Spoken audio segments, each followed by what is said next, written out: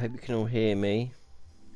I'm just going to make sure that my category is set, because it always changes after I start my stream, which is a bit naughty.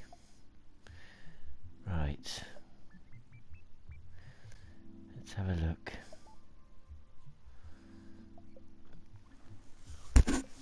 Now, let's just see if that worked. Give me one moment.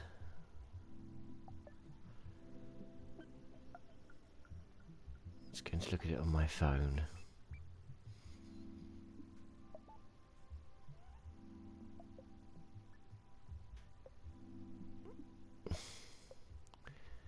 Okay. Let's have a look.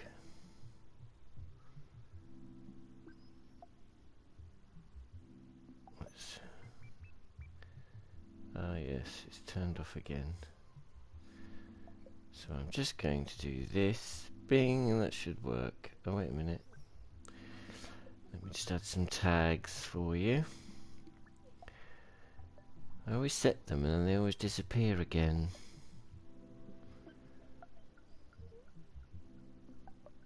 Let's have a look.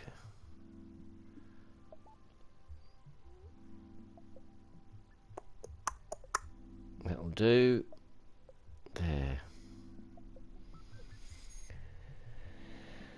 Right then. Should be all set up now. Let me know if it's not. And we'll carry on. And there I am. Fabulous. Okay, I'm in the Dreams channel. I can get on with it now. So today, I've had a busy week. I've not been very well, so I've had no time to play with Dreams very much this week. So I've been busy at work, making master classes and all that kind of thing. And so I've not made any progress with my supermarket game.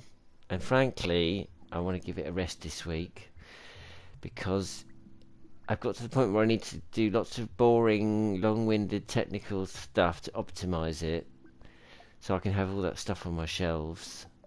So I'm going to do that, not on the stream, because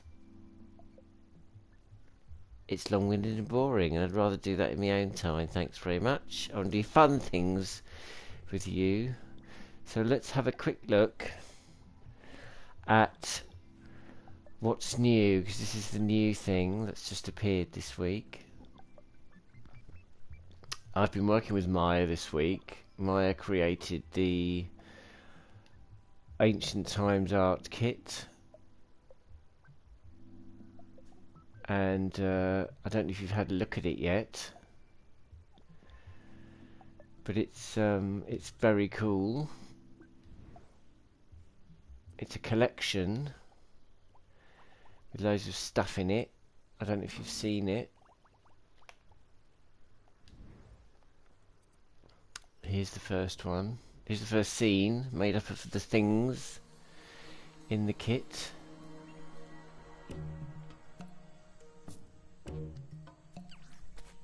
It's also got some cool music.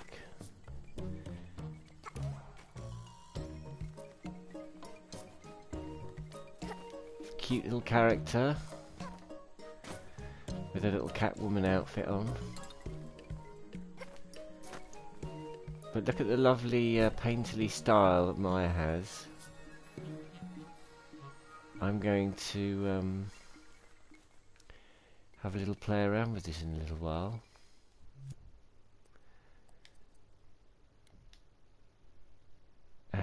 Let's have another look. Here's the wintry scene.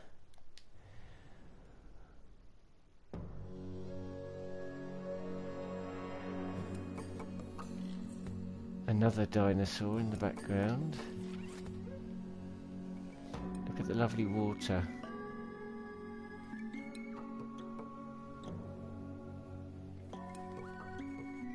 Actually, I know how she did that.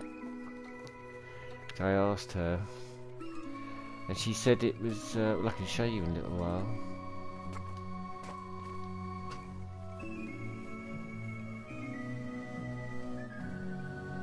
She got the idea for the water from Steve Big Guns. He's good at all those technical things. I don't know if you've seen his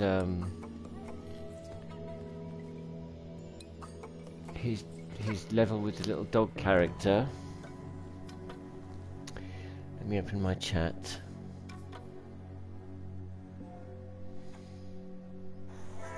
Oops, sorry. What is that? Oh dear. There we are. How are we all anyway today? Have you had a lovely week? Like I said before, I've not been very well, but I'm quite excited to see what you all think of these pieces of art that you can use that Maya's created.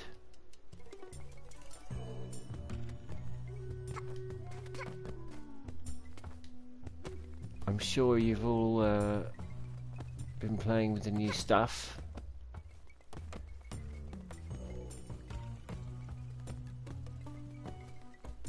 Love that shiny effect, look.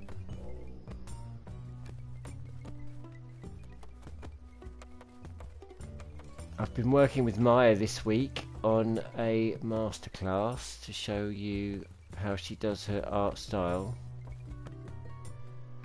which is cool. I can't wait for you to see that. It'll be out in it'll be quite a while before you see it because it's quite a lot of work to put those together, but stay tuned. I like this music.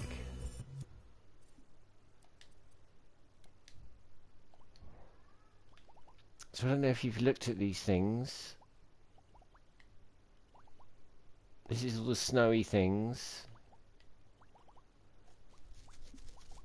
This is all the foliage. Some architectural stuff. And here's all the sort of town-based things.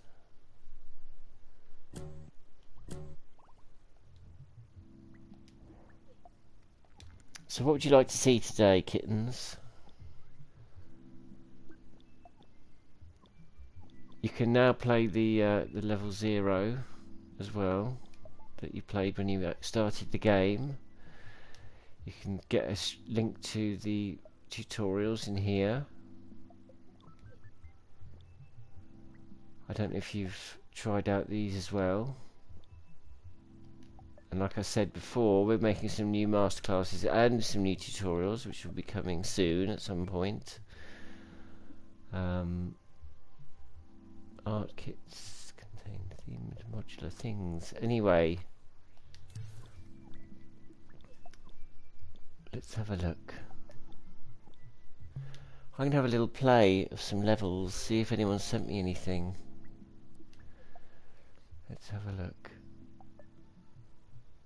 Ancient Sky Grounds.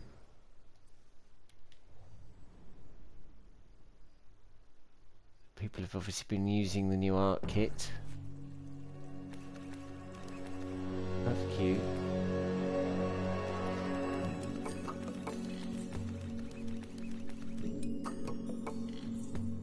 Nice.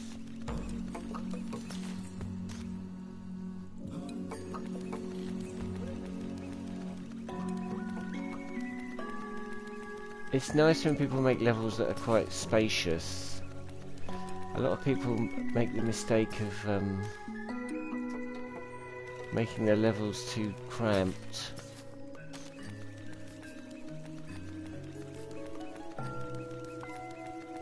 So it's quite nice when there's a lot of room to move.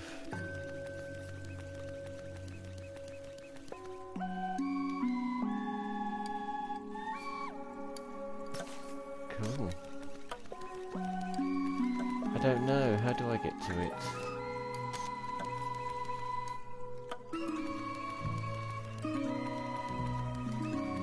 I could do with some lighting this level.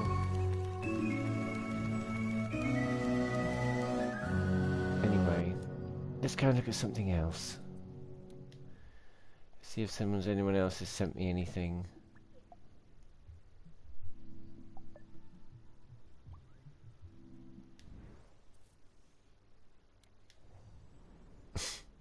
Somebody's used my baked beans.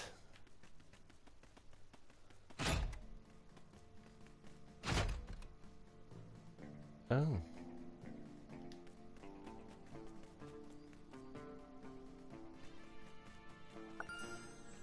Why can't I turn? Lucky horseshoes.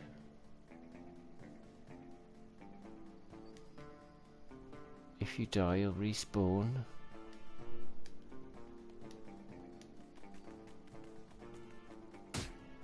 Ouch. How do I shoot? Oh, there we go. It's the controls seem a bit broken. Character looks good though.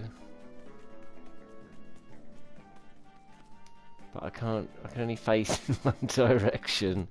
Oh dear. Well, more work required, but I'm looking forward to seeing more of that.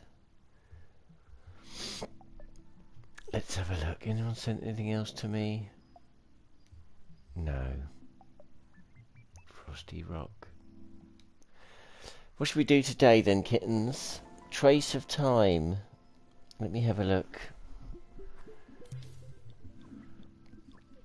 Don't forget, if you want to know anything about the game, just ask me. Trace.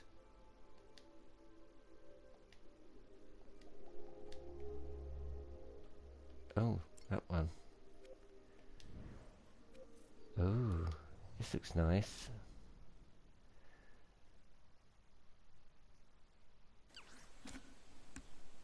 Pit stop? No, but I will in a minute. Oh. This looks good, doesn't it? Oh, she's having a flashback.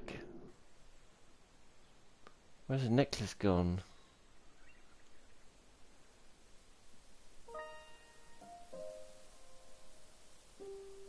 Oh, the frame rate's suffering a little bit. It's probably because of all those flowers.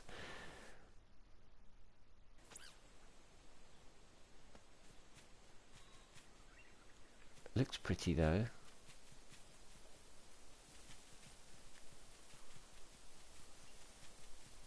Oh, that's... Can you see how the frame rate's... It's better when I look away from the flowers. The flowers are probably causing a bit of slowdown. There are ways to optimize that though. That's locked. Wonder if there's anything around here. Oh. Oh, I thought I saw a button pop up, but it was just a bit of blossom.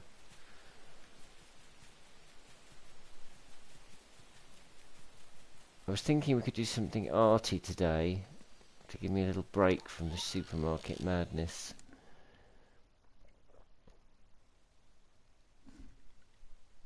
Oh, this is pretty. Reminds me of The Grudge. Do you remember that?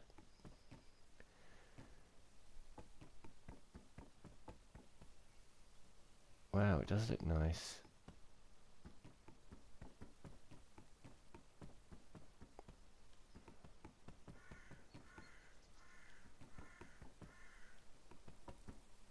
It's lovely.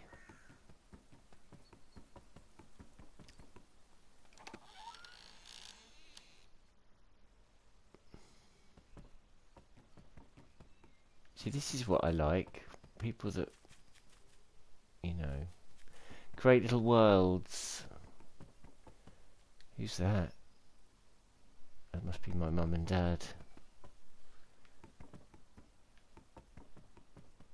She's got no feet.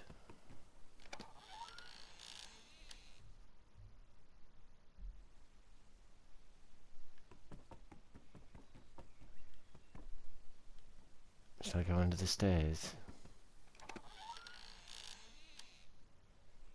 Gosh, this is very detailed, isn't it?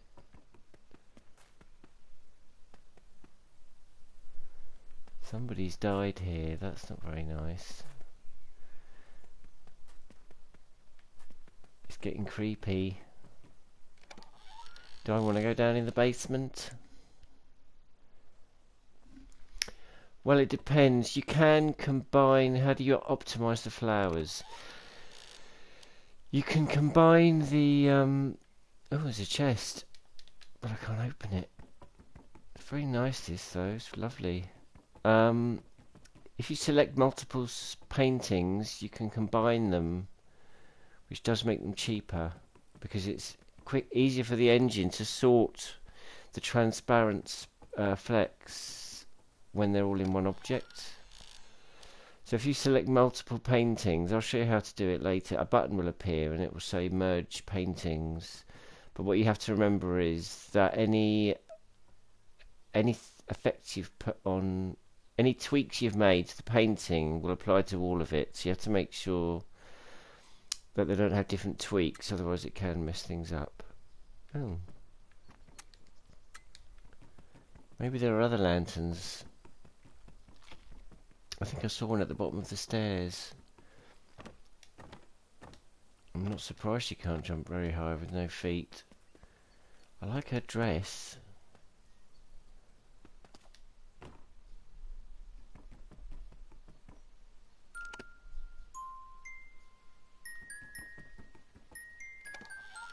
The good thing about an environment like this is it's just fun to wander around and explore.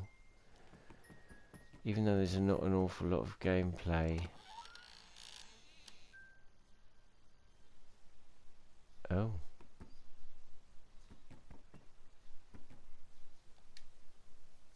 Okay, there's a map. Not that I really needed one.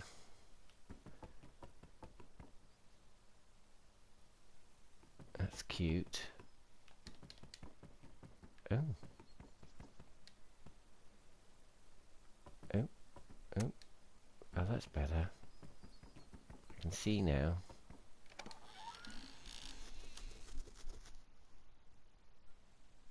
This dream is called Trace of Time. It was recommended by a Pandy Bups.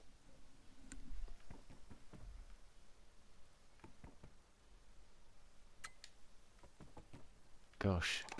The lens flares are ramped right up in this level. But it makes it atmospheric, I suppose. Oh. I love that. I love the windows.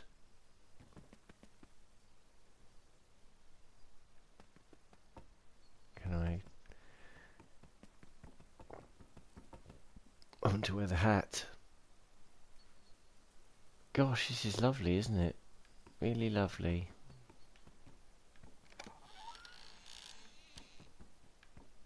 Let's make something in a minute. I want to make a little house. I love making little things like this. Gosh, look at all the lovely detail. This is great level design. Or at least environment design. I mean, there isn't much gameplay, so it doesn't need to be... This level doesn't need to be quite so tailored to any kind of gameplay, because it's more about exploration.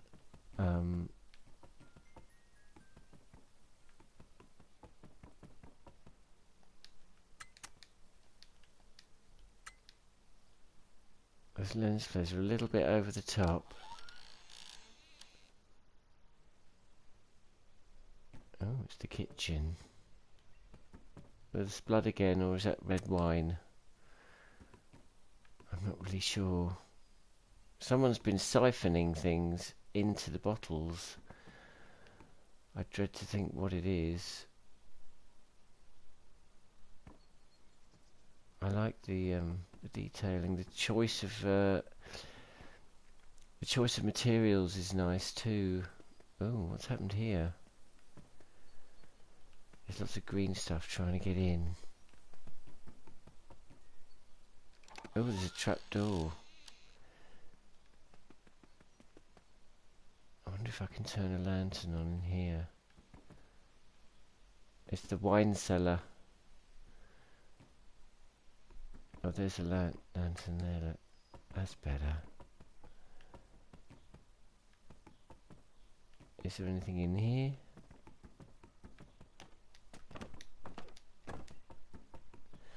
Also, you'll notice that the sound of the feet on the floor is wooden, and that's because they've actually set that in the sculpture. Every horror does have a movie.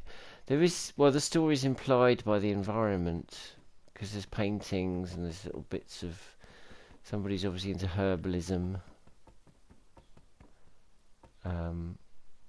Why can't I turn this one on? Oh, I can. There we go. Is that it? That, yes, the dress is a physical painting.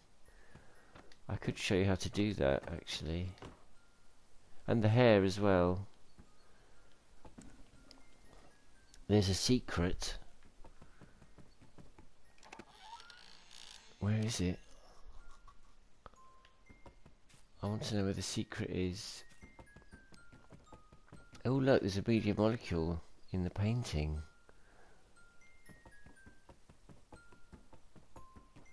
The good thing is as well that they've used separate dreams for the different rooms so that they've got more budget.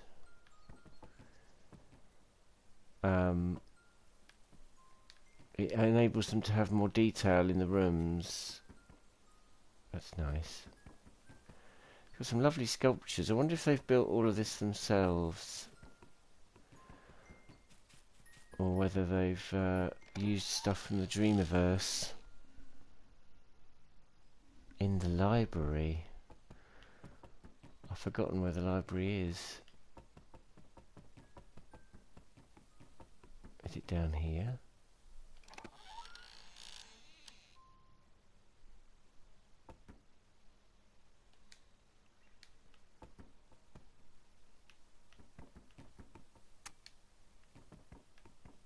No, this isn't the library, this is the bathroom.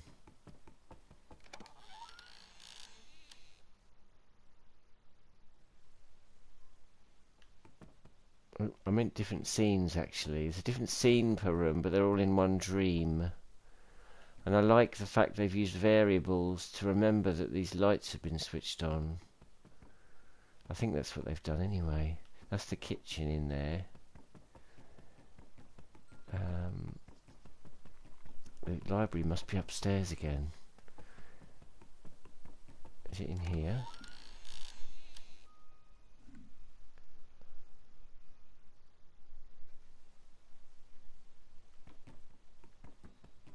This must be it. Where's the secret?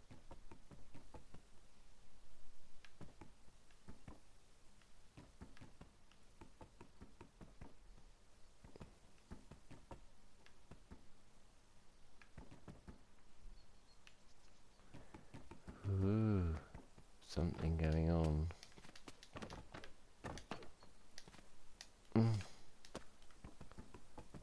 Can I do something? Oh, there. That's not very obvious, is it?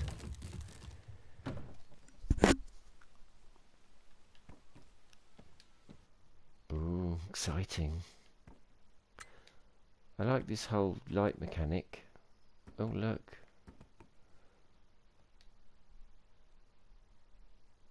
Right, I dug a grave, yes, we saw that outside, yes. Right, that's the necklace I was looking for. And some stuff to do with mandrake roots. To turn a mandrake into a human. Maybe I'm a mandrake.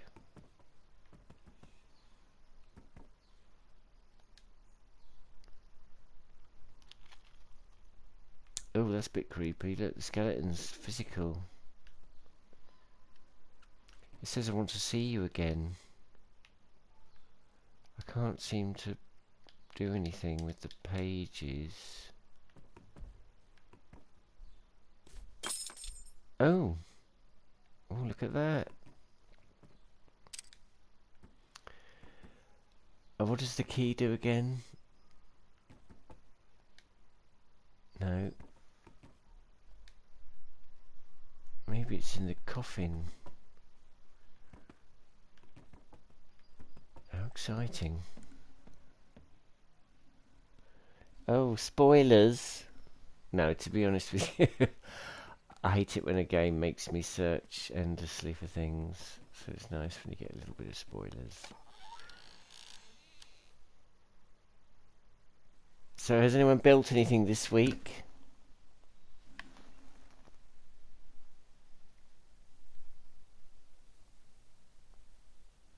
I'll play Pit Stop in a minute.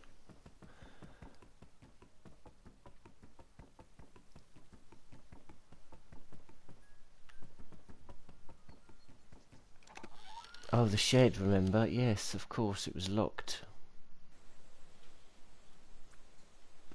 Oh, it's the Chuggy Garden.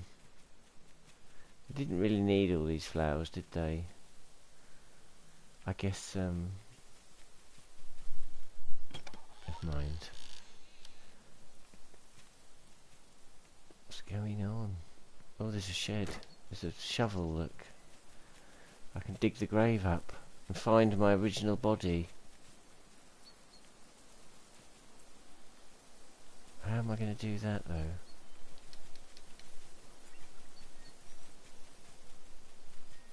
Maybe it's not there. See the frame rate crapping out. Oh dear. Is it here? Yes. So they grew me a new body from the mandrakes.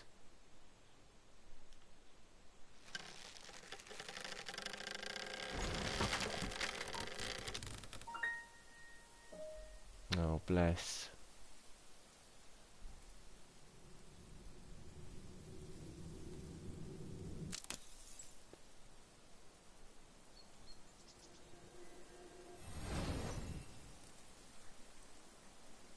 She's a ghost.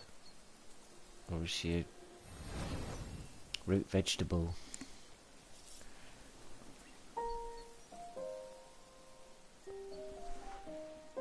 What a good story. Oh, it's lovely.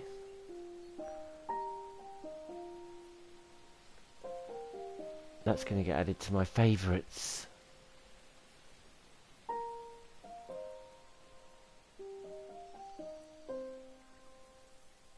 I wonder who made that. That definitely should need. We should definitely look out for more from them.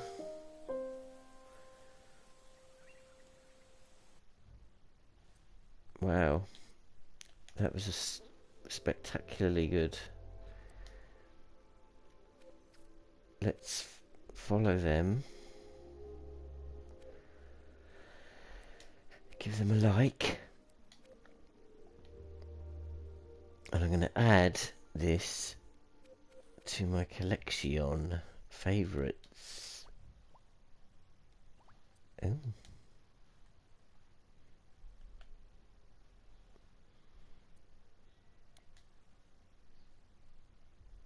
Save. There we go. So if you can't find it, that's where it is. Let's have a look at Pit Stop now, since I promised, and then we'll do some creating. Pit Stop.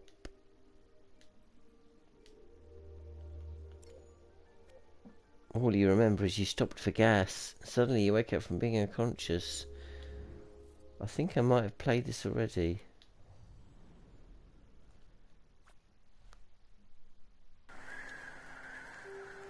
Yes, I have played this already. Has it been improved? I remember it being a little bit on the clunky side. We played this before, do you remember?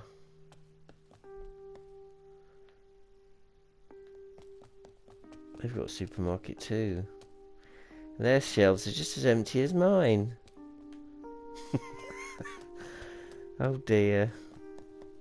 Anyway, we've played this before. Look, it's already got a like. Should we see if there's any other new stuff? Let's have a look. Batman.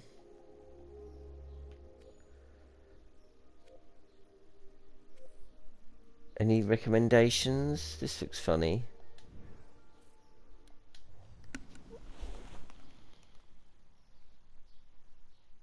Oh, I've played Pit Stop before, darling.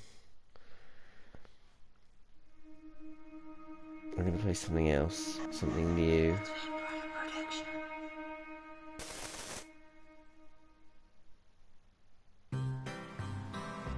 Hey boy, this is Bubblegum Joe.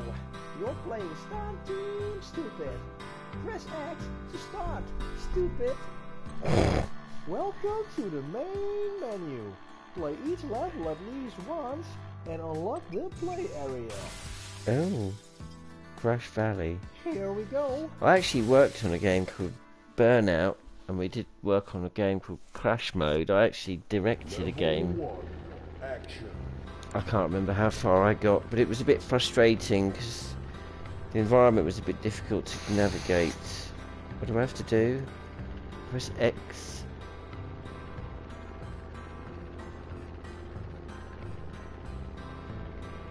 Level 1, action. Launch the other cars by pressing X just before you get to the... Okay.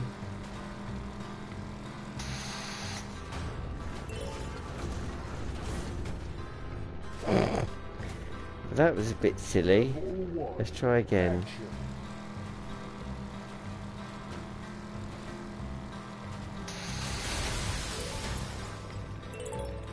Yay! Boy, you've got 3 stars. Nice. This is quite good, isn't it? It's very polished. Here we go.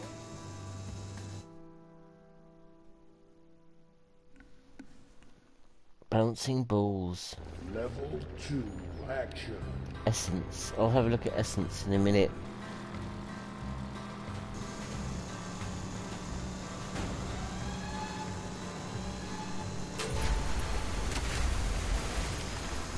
Level 2, action.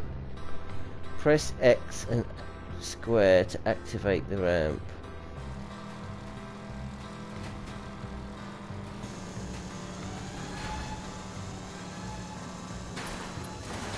Oh dear. Level 2, action.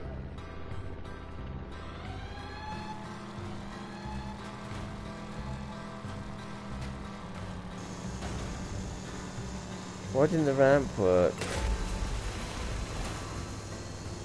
Level 2, action. I like that you can quick restart.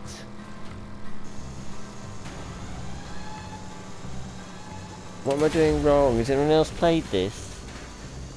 Level 2, action. I can't see the ramp.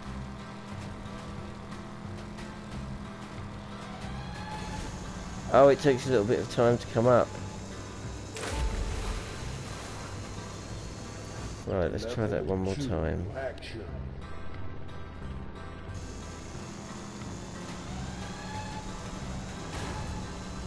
Oh, nearly had it.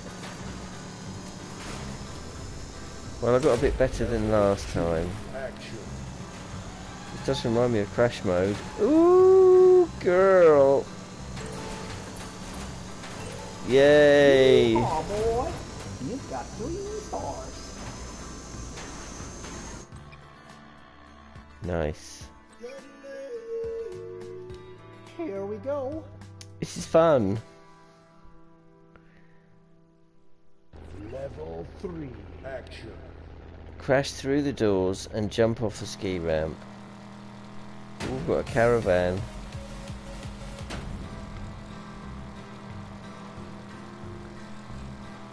Oh dear. Oh dear. It's a bit hard to control.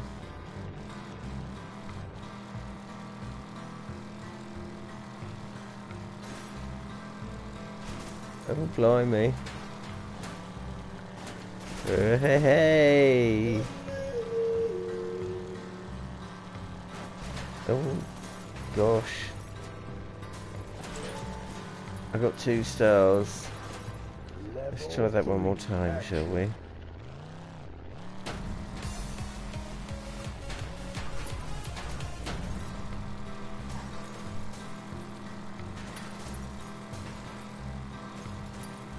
Oh, wait a minute. Oh dear. Level 3 action. Stunt team stupid.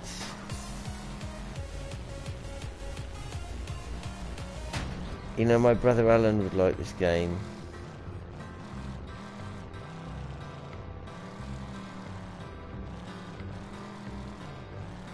So yeah, I directed a game called Burnout Crash.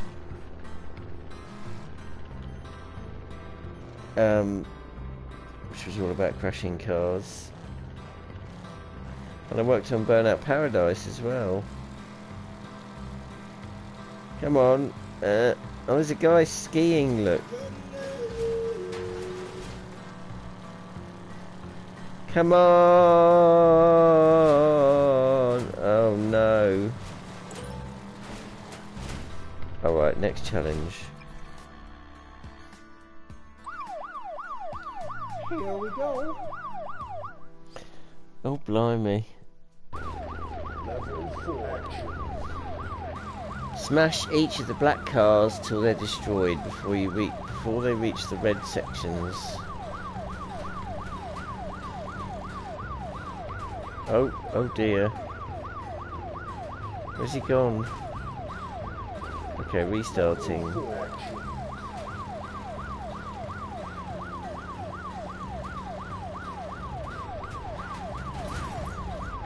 Woo! Level 4 action. Oh, blimey.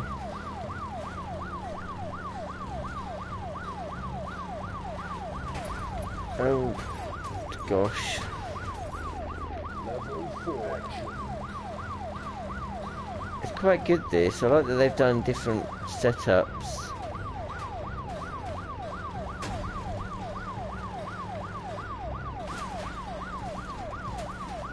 Is he dead?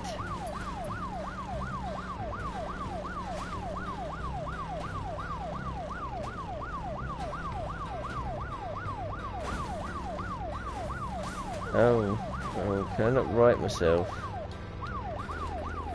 Oh. Oh dear.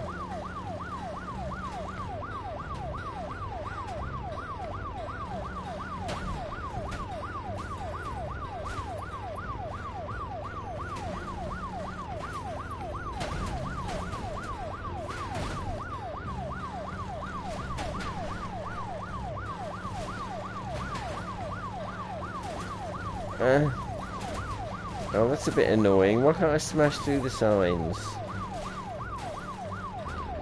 Level 4 action.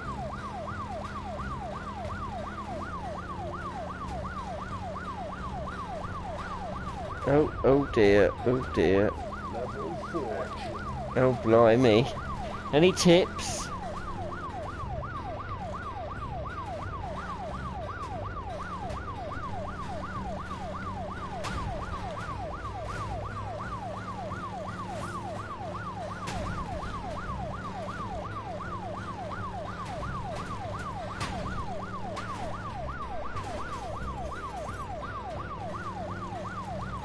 No. Oh, that's annoying. One more go and then I'll give up. I like that they've got progression in here, that you've got to unlock something.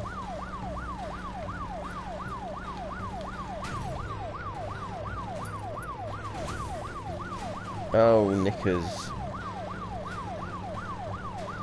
Oh, I'm not going to do it, am I? I've messed up my car. Yay! Right, next one. There he is. Get him.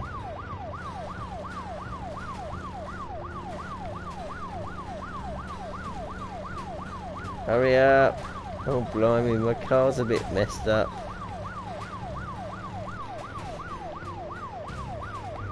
Oh dear.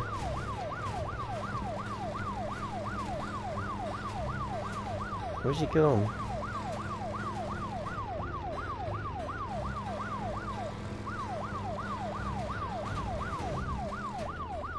Oh dear, well that was a bit rubbish.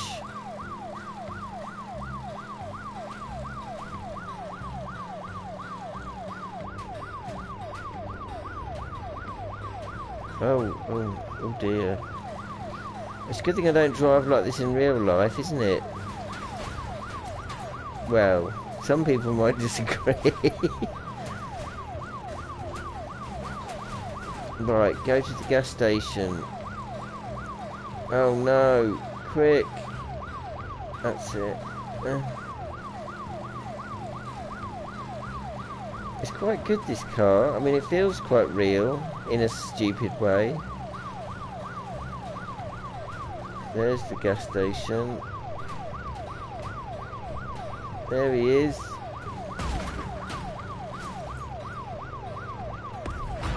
Oh, blimey. Well, that was good. That'll do. Yay, we unlocked the free play arena. Now what do we do?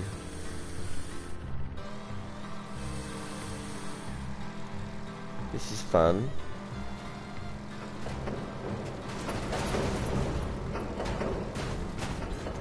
Yay! This is super cool.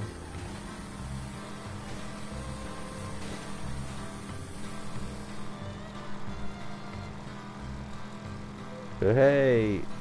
Oh, blimey.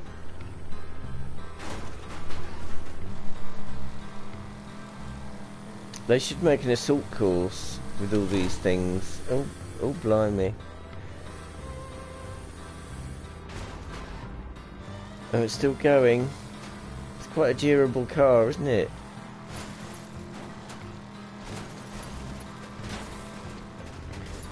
Blimey, that was easy. Well, or lucky. Ooh.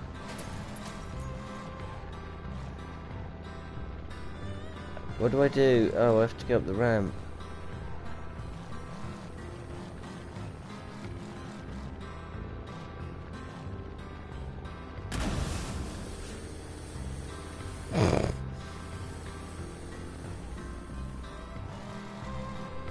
That is funny.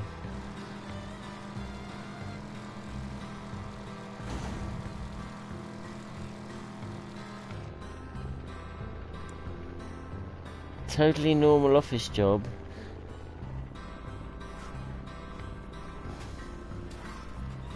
Right, bouncing balls 3D or Essence. Let's have a look at Essence. We're gonna like this because it's good. And we're going to follow it.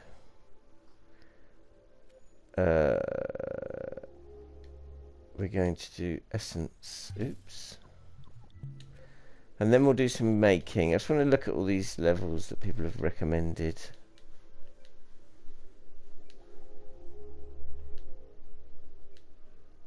Oh, is it not a dream? Make it a dream, kitten, and then I'll play it. Bouncing balls. Bouncing.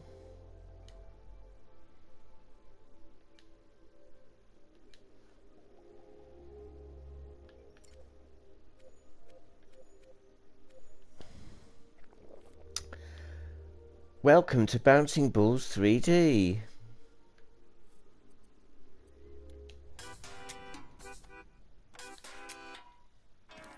Right, what do I have to do?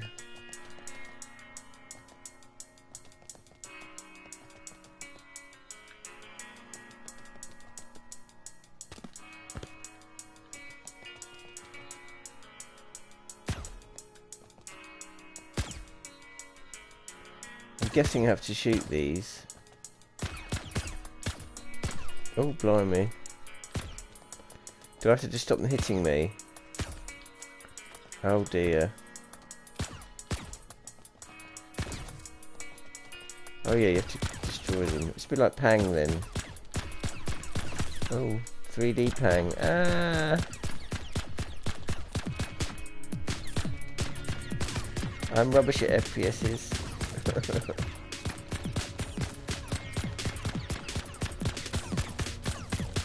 I need an automatic weapon. Is there a scoring system? I should add one. Oh. Maybe there should be a survival time scoreboard and a number of balls destroyed scoreboard.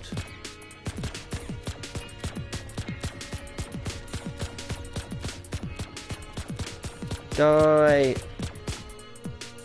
Well, that's fun. Needs more scoring though.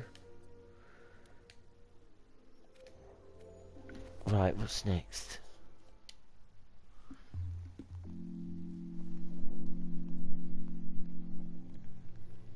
Golden World. Oh, try normal office job. Okay. I hope these are all suitable. Totally normal office job. Is that a bit like totally normal horse?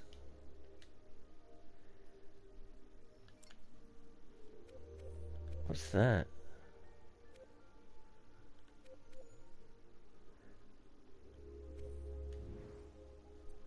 Okay. Hope it's not violent.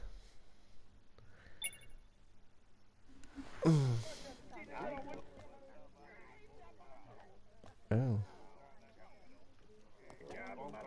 Where's my workstation? Okay. Be sure to be tactful with your keystrokes. You don't want to make any mistakes, do you? Log in to get to work. How do I do that? Can I sit down? You'll get double the amount of work done during stress periods. Alright, how do I log in? I can't log in.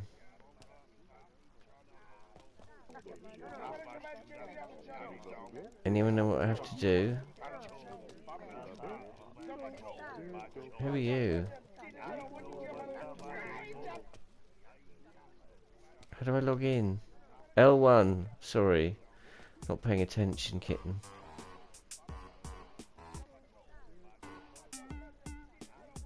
Now what do I do? Press the buttons. Get and walk around to conserve your sanity.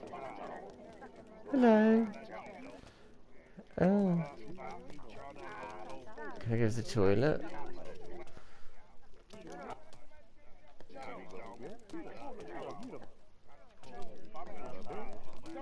Right. Okay.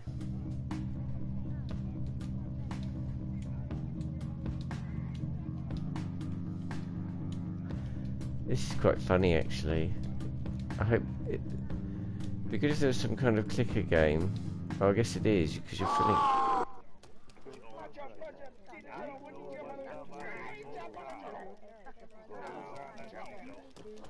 Hello, Deborah. Why do you keep talking to him? Do you fancy him or something? He's got no face. What on earth are you doing, woman? She's got fancy hair, look. She's got a pink streak. That means she's cool, like me. Right.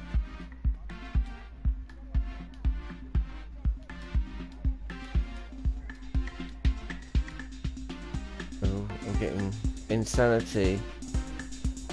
How come my insanity goes down if I get it wrong? Oh, I see. So sanity going down is better. No, going up. Oh, I don't know.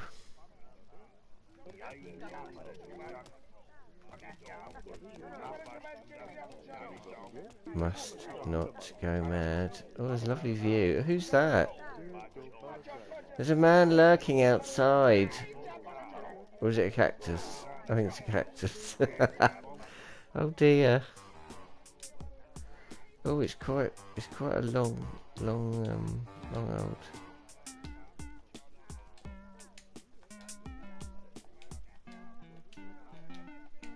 Alright, so sanity going up is bad.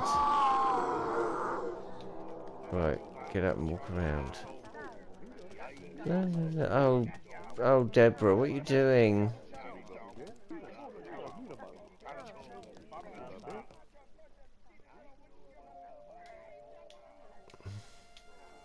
I wanted to see what happens when you get to 100. Oh, did I die? What happened?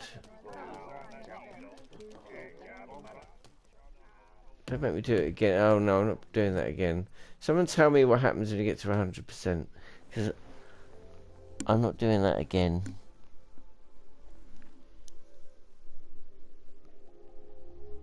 Golden World. Okay, let's have a look at that. Golden World.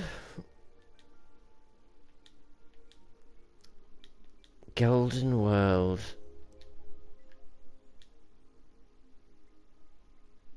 I don't see it. Where is it?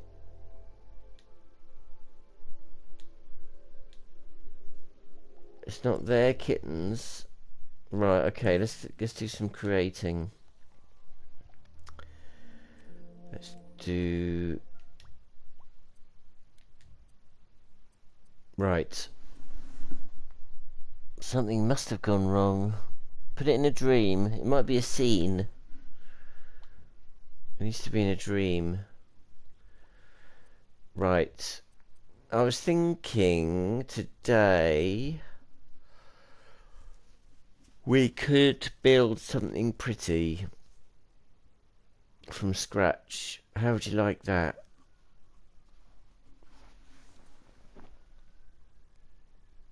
We've got a couple of hours. Maybe we should make... Oh, I've been thinking about making a tree, so let's start with a tree, shall we? Now, normally, with trees... And we're going to use a dual shock because that's the way we roll around here.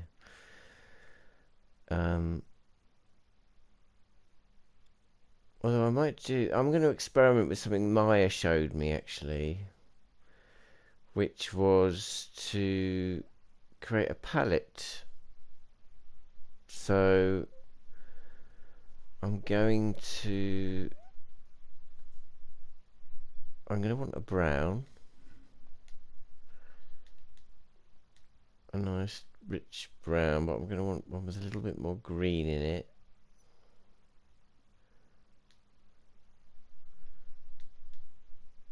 For the bark of the trees.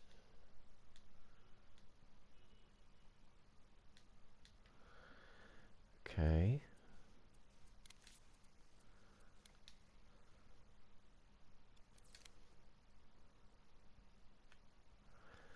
And I'm going to want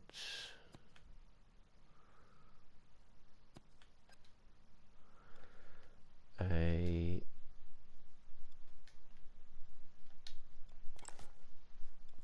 I'm going to make another one. And make a greener colour.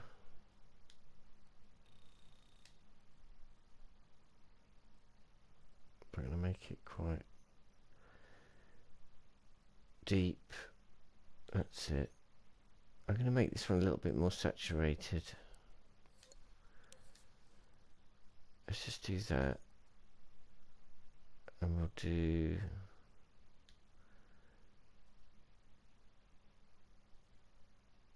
that.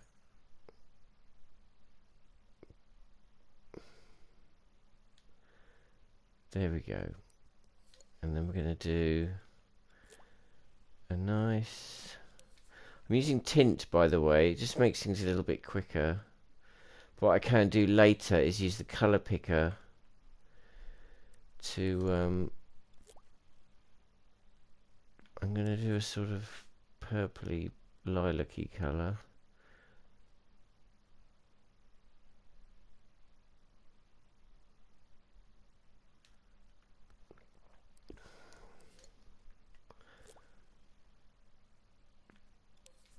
a sort of yellowy colour.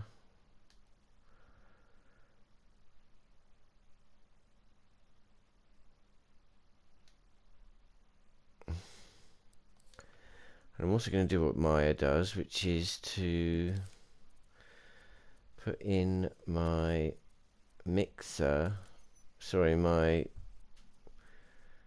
sun and sky. So what we want is a sort of idyllic pastoral look. Maya doesn't stream, she's quite shy actually. Hello Dan Per, thank you. I'm doing something muted and earthy. So for our sun colour, we're going to go for something not too warm.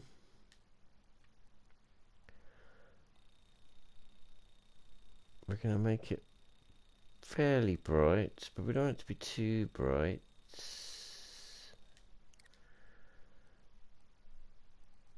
And the sky, we're going to make a sort of a, let's be brave and make it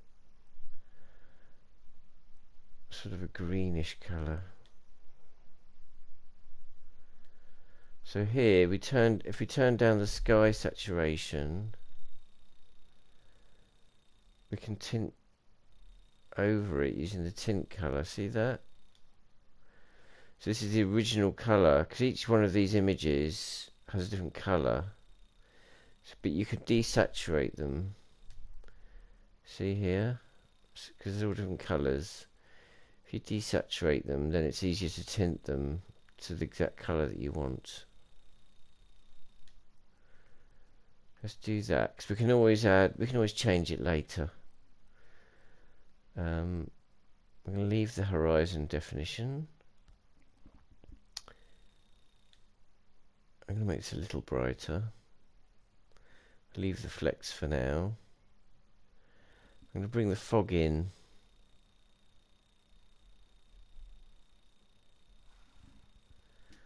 Oh look, you can do this now. I wasn't sure. This must have gone in the patch, which is super useful. I don't know if you know that, but if you hover over any of these numbers now, you can press Shift Square and edit the numbers directly instead of having to drag those sliders all the time. Which, believe me, is a godsend. Let's put a puppet in. So we have some scale. So now we have a palette. Now let's make some more colours. I want to put some brighter colours because these are a bit muted.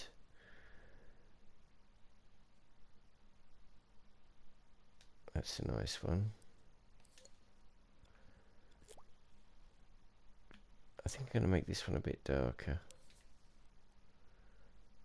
It's a bit difficult to see though when that's it. And then this one, I want a reddish orange.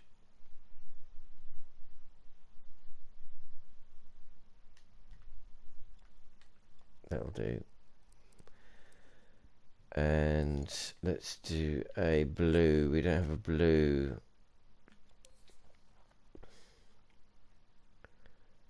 That's a quite nice blue actually. That orange seems to not fit very well, so I'm going to change that.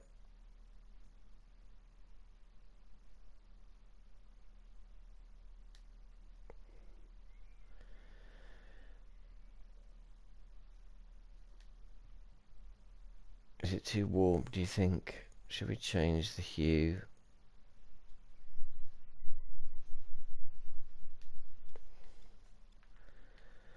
And last but not least, I'm going to make a purpley colour. So we sort of have a spectrum. I'm going to just make that a little bit less saturated.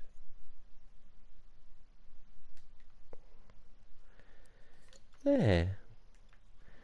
So now we've got a little palette. I'm going to group those.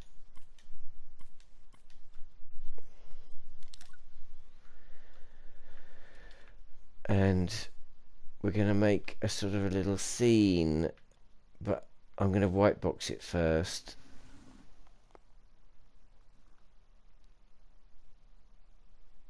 She is making a Dreams masterclass, yes. Maya is, yes. So, and I'm working with her on that as we speak. It'll be a little while before you see it, but yes, if you want to see the colours for reels, you can put on studio lighting, which is in the guides. But we're working within a certain lighting scheme. We want to see how these colours behave in these lighting conditions. So anyway, I was thinking I was going to make a little valley, like a little village. So I thought I'm going to create a white box first using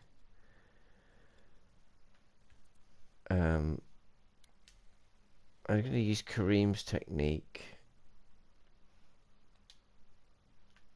which is just to, well, Maya does it too, which is to create a white box. So I want to create a mushroom house firstly. And the mushroom house needs to obviously be a house size, so that's going to be about this big. And it will need a roof. I need to recalibrate. There we go. It will need a roof.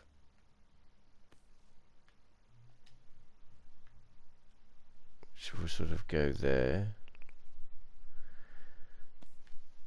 And it will need a sort of domey bit.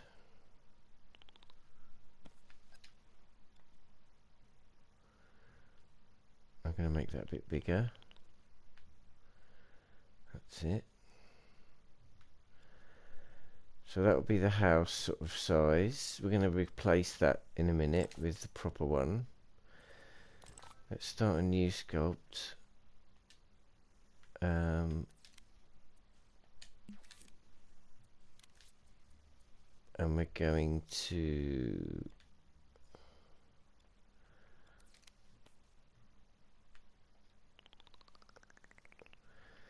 figure out how big we want this place. We don't want it to be too big.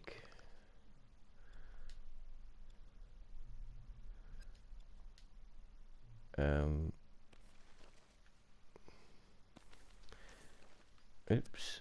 Now let's just make some super bold decisions here. So we're going to create a valley. So we want our little house to nestle in the valley, right?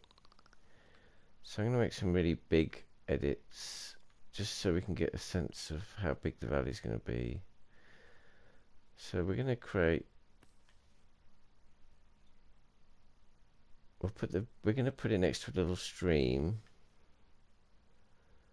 So we'll have the stream near the house because that would be cute.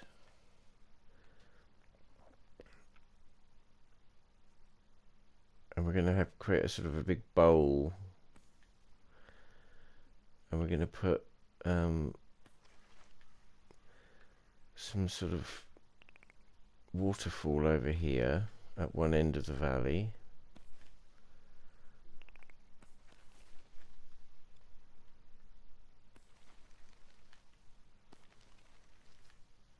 So there'll be rocks here. I'm just making this up as I go along. And the water will cascade down the rocks and into the valley below. And then the river will run along past the house, and we'll do some kind of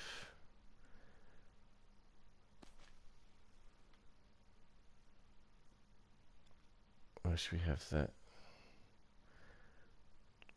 I was going to sketch out where the river's going to be. The river's going to go sort of along there. We'll have it meander a little bit. Oops. It's difficult to do this with a DualShock. Even when you're a professional like me. But the DualShock's good for precision things, but you know, we have to cope with these. We can always do some more waterfalls. So that's sort of the path we're going to have, and then we're going to have the river disappear into a sort of cave at one end of the valley. So let me just put some more valley in.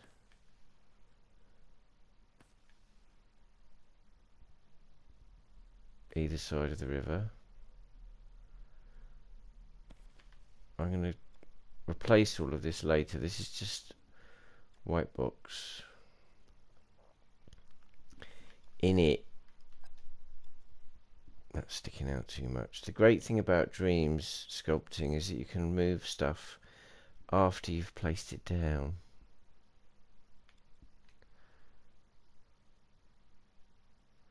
And you can scale it.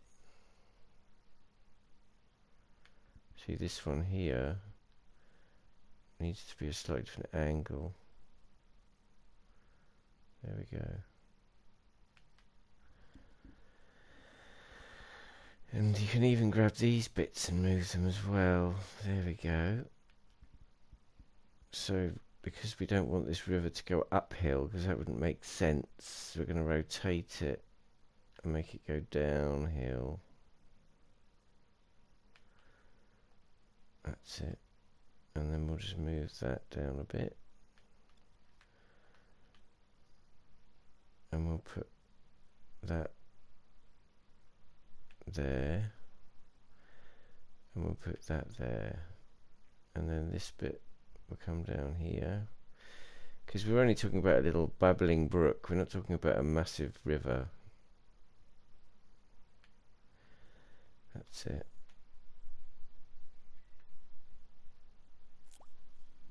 And then I'll just clone that, put that there,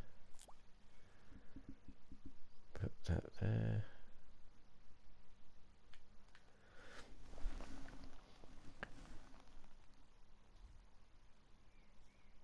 What is the white box technique? Yeah, I'm just roughing in the shapes in a sketchy way, like Kareem does, just to show the masses. So it's like I'm just trying to rough out the masses of the environment that I'm going to make.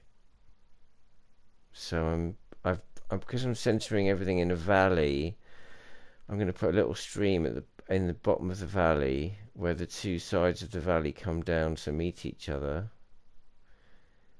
And then, oops, and then I'm going to create some chunks of terrain which I can use to sort of to replace this white box, basically. These chunks are a little bit big, but I'll just have to cope. And then we're going to make, so there's a little house here.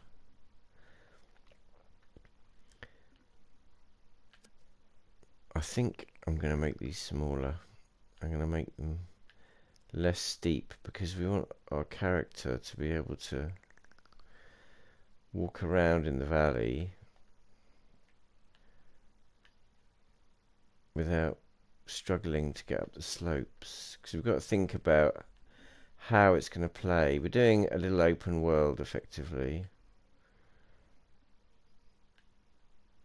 a miniature one, like a scene where the player can go anywhere they like. So what that means is that we don't have to worry about an entrance and an exit. Well, there will be entrances and exits, but what I mean is there isn't a linear path for the player to follow. Why is that bit moved?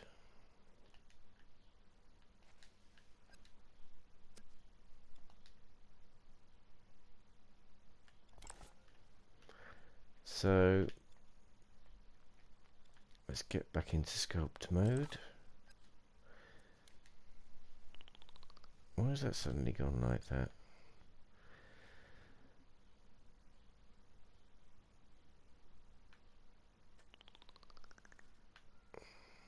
La, la, la. Okay, oh, it's just because I'm very close to it.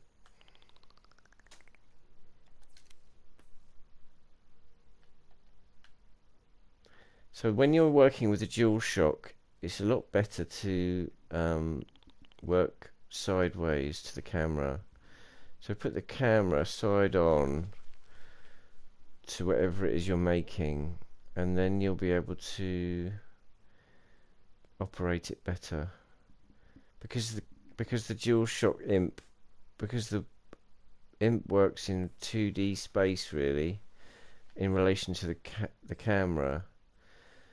So if you position the camera sideways on to whatever it is you're going to be doing, it's a lot easier to control, because you don't really want to be using the, you don't really want to be painting and moving with the left stick at the same time, although I do that a little bit.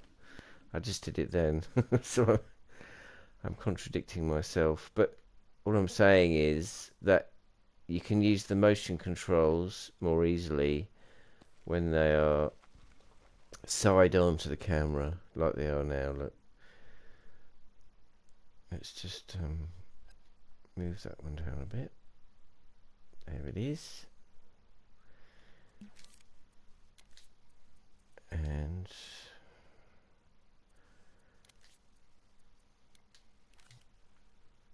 we're going to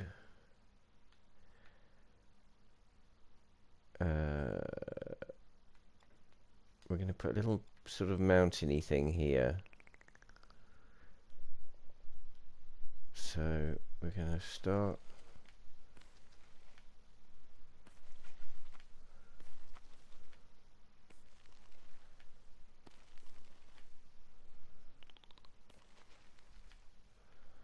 so our waterfall is going to go here,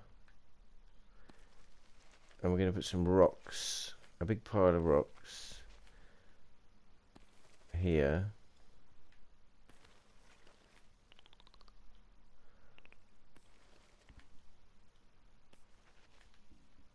And that's on one side of the waterfall.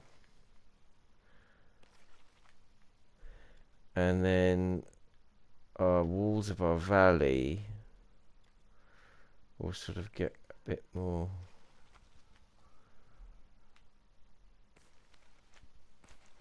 rocky as they go higher.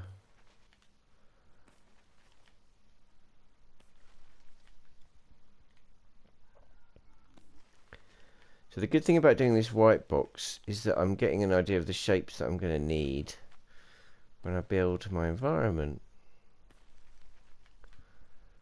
So I know I'm going to need some rocks now, and you'll be surprised that you won't need that many rocks, because you can just clone them and scale them. We're going to need some cave. Maybe we should make this a little bit bigger. I don't want to go overboard though. There's a little stream. We're going to do another mountain up here with a cave in it.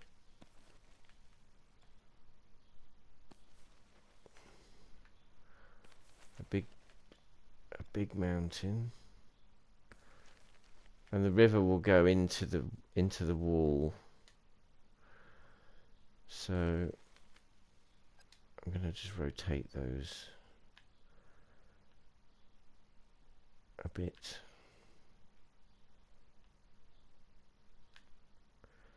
I don't want them to be so vertical.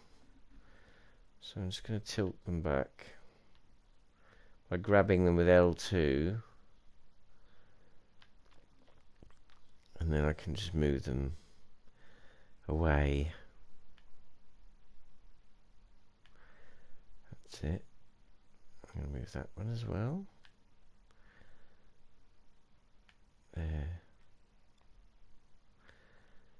And then I'm going to paint some more.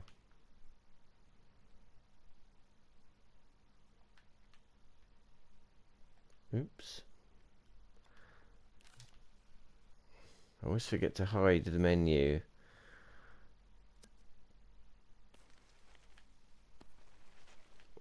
The other cool thing about quickly roughing things out in white box form is that you can, so there's our cave.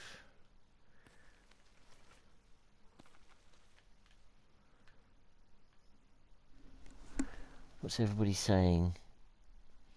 Can we have that, please?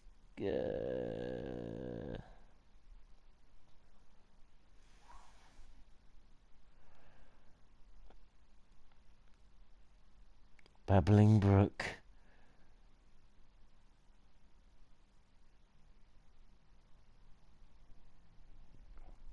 No, we're not doing grid. We're not doing anything grid related.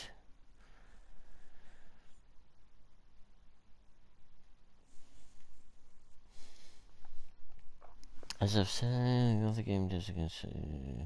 Yes, it would be wise if I wasn't working for Media Molecule. I would definitely be using Dreams to white box things because it's a very useful tool.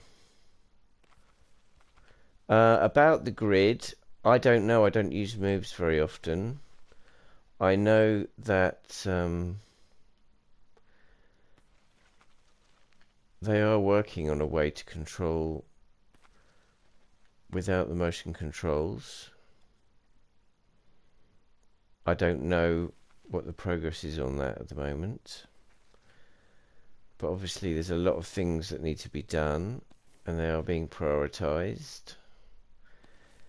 Don't forget this is only early access, so there are a lot of things in the on the plan which we'll just have to wait for.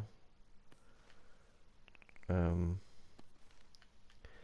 they are coming. They will be here eventually. Right.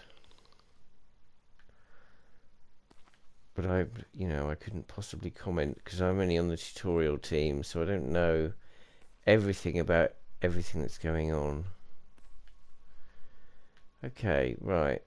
Now we've made this absurdly huge valley. It's not quite finished yet. I need to put some more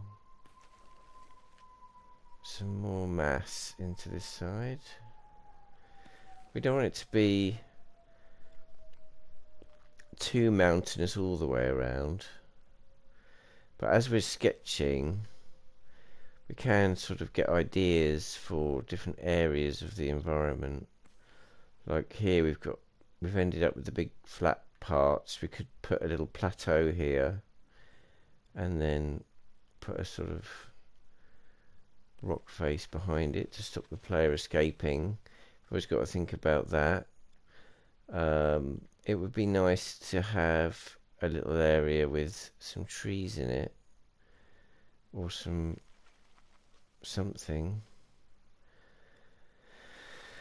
But you've got to remember that you have to contain the player, stop them falling out of the world. So you've got to kind of design your environment to contain these natural boundaries without it feeling like the player's in a box, basically. So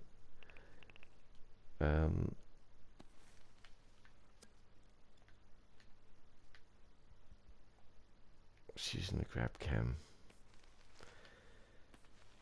I think you don't need to use the grid all the time, so I wouldn't worry so much about the grid.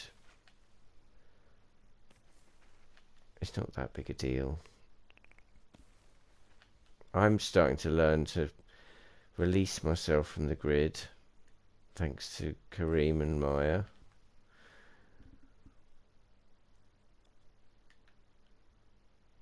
Okay, See, look, we've just kind of scribbled out this sort of valley.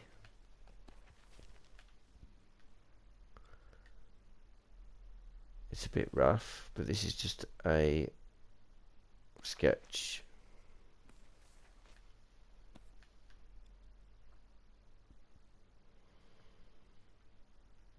Let's just put some more ground in here to fill that hole up.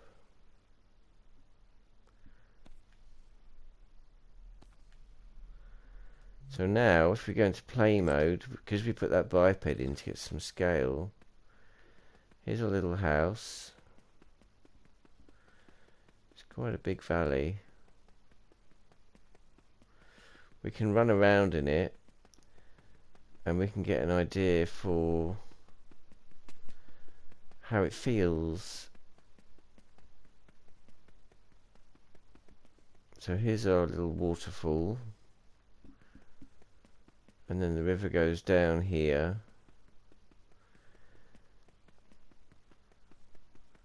into this cave. It's all a bit vast, actually. I wanted it to feel tweer than that, but I was moaning earlier about cramped feeling environments, so I shouldn't be complaining. Anyway, let's go back to edit mode. I'm not done with it, with the supermarket sweep. I'm just going to give it a rest because it all got a bit technical, and I need to optimize it. So because I don't want to sit here and be doing boring optimization on the stream, I thought I'd do something creative.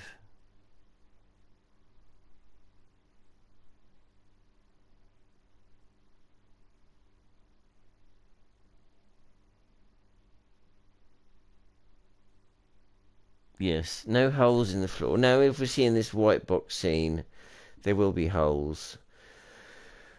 But what I'm going to do is I'm going to replace this white box with a real environment. So what I'm going to do is I'm going to use the I'm going to go into sculpt mode,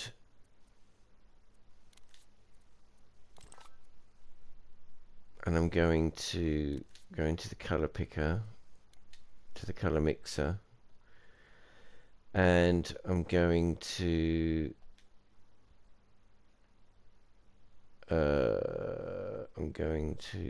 create a color picker thing, a color tumbler.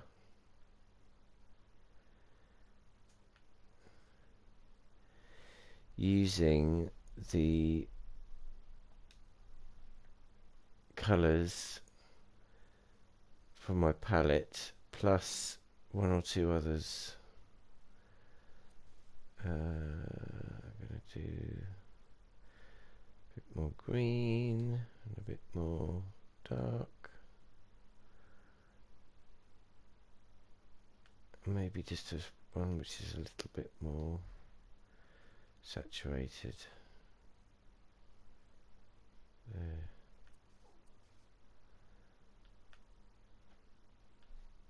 And then you'd grab it with R2 and you can spin it, and then you can put that in your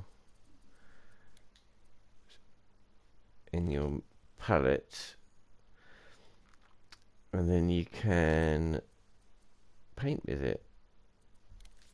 So I'm going to use stamp mode because I like it and it lets me do soft blend. But I'm also going to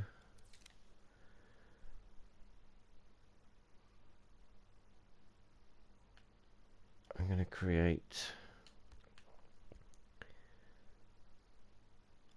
so I'm going to create a chunk of ground, a bit like the ones in the wait a minute, let me just change a couple of things. I'm going to use this one, and I'm going to give it a sort of plasticky finish for now. Or maybe a waxy finish.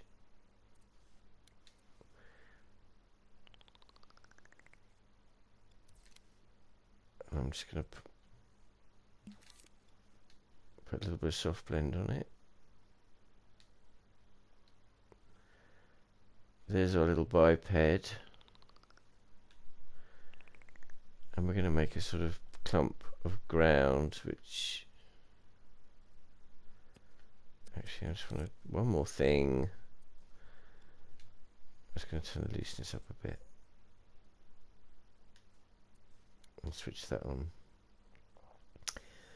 There we go.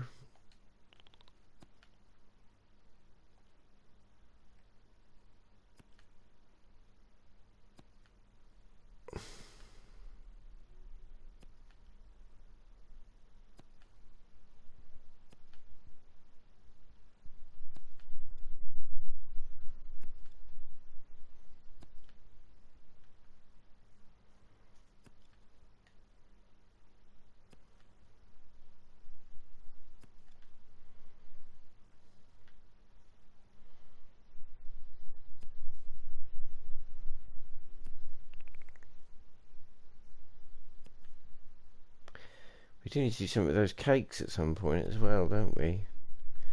That would be cool. I'm having a cake break as well.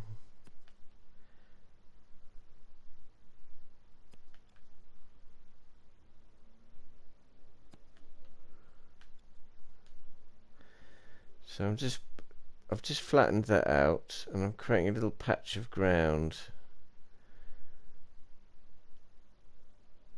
using greens that are sort of based on the ones in my palette. And just a rough little patch. And then I'm going to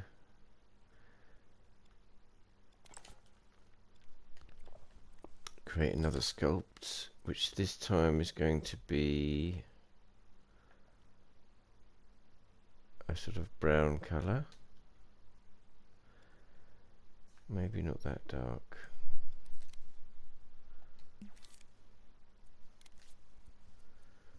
I'm going to lighten it up a little bit.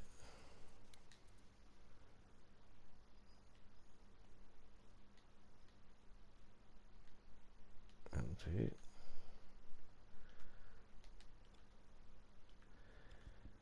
And I'm going to use the sphere again.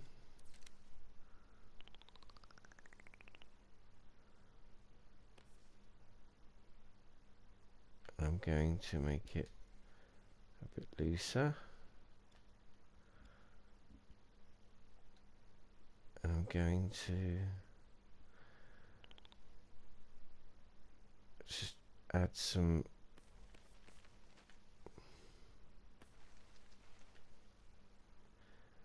earthy bits.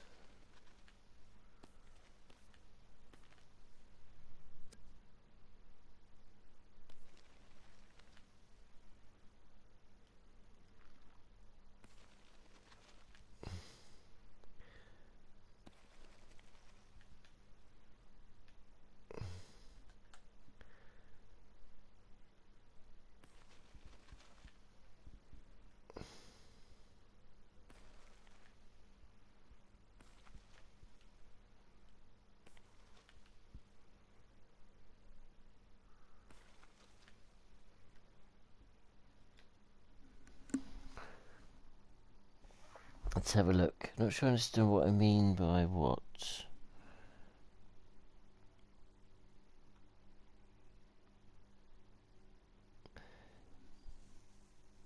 I'm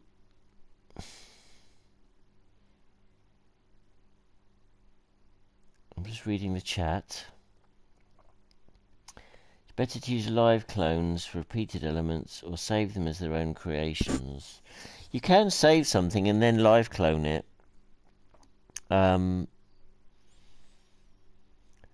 It doesn't matter if you live clone or not. It makes no difference. The difference comes if you edit. If you make clones, they'll be just as cheap as live clones. But when you edit individual ones, they won't change all of them. So what that means is, if you clone something and then you edit one of the clones and it's not a live clone, it becomes a different object. Whereas, so until the point where you edit one of them, they're just as cheap as live clones. It's only when you edit one of them that they become separate objects, and then they become more expensive. So the only reason live clones are better is if you want to create a repeated thing and you want to ensure that you don't edit things so that they become expensive. I'm just going to carve into this now.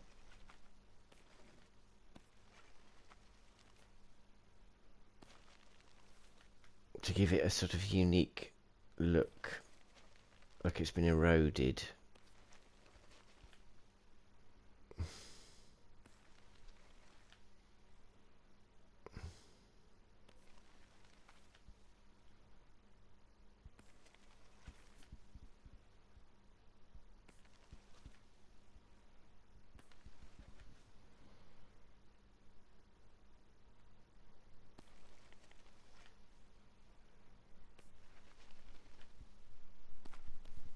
So I'm just carving away at it using a negative shape. And you'll notice that I'm using the imp to just carve away, and I'm positioning it side onto my camera so that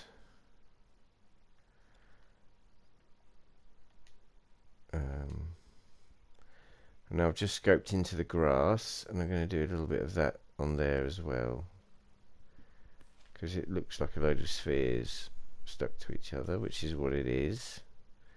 But if you just go in and nibble away at it, it stops looking quite so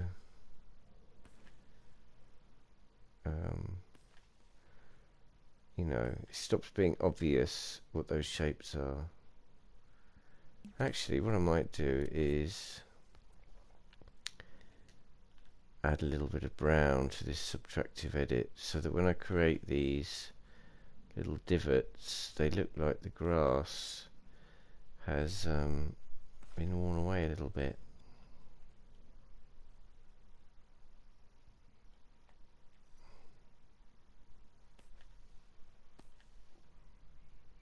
And it'll blend them together a little bit as well if I do that around the edge, if that makes any sense.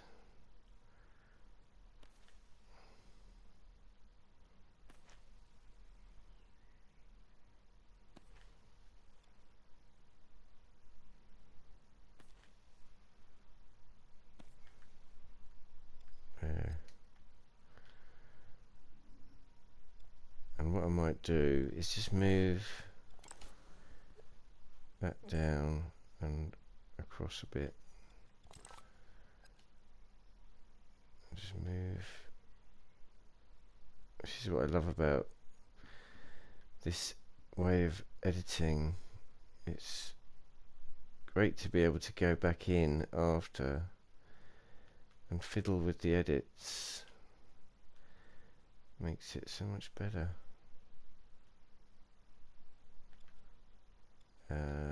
Right.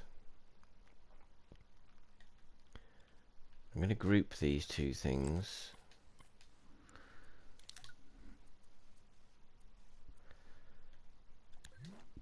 So that I can see them.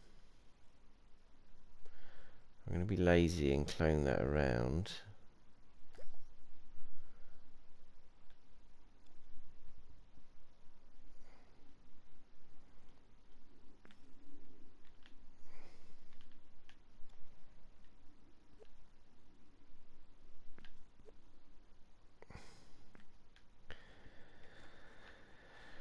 That'll do.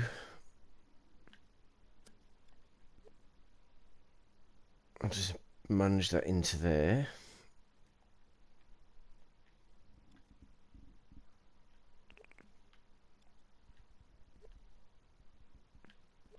And munge that into there. And then I'll go into the green bit. Turn that off. Now at some point this is going to get too big to edit in here. So I'm going to see now, because I saved that Tumblr, I can just get that back and I can just finish off colouring in the top of this thing. When I'm doing this, I usually use the touchpad to rotate the shapes as I'm putting them down. So I use my thumb just to oops. I just use my thumb to tilt the objects so that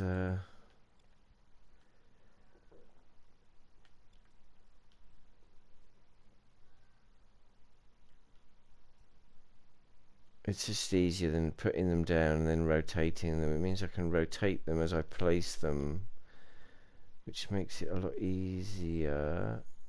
See there, I'm just rotating that with my thumb and then popping it down. There we go. Let's just pop that there.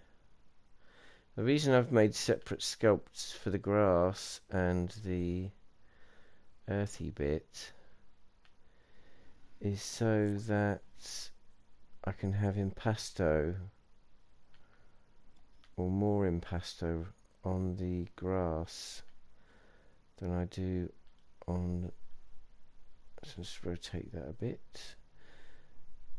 The rotating isn't the most reliable thing in the world, but it works well enough. Right, I'm going to do that again and do what I did on the other side. I'm just eating into the green bit. The other thing about having them as separate sculpts is they can each have a different fleck and finish. So the grass can be quite waxy and the earth can be quite not waxy. Right, let's just do this. There. See what I mean about using the brown subtract on the grass? It just makes it a little bit more natural looking. Oh, there's little patches missing. I'm just going to quickly do a little bit of eroding on this side as well, because there's a bit sticking out there.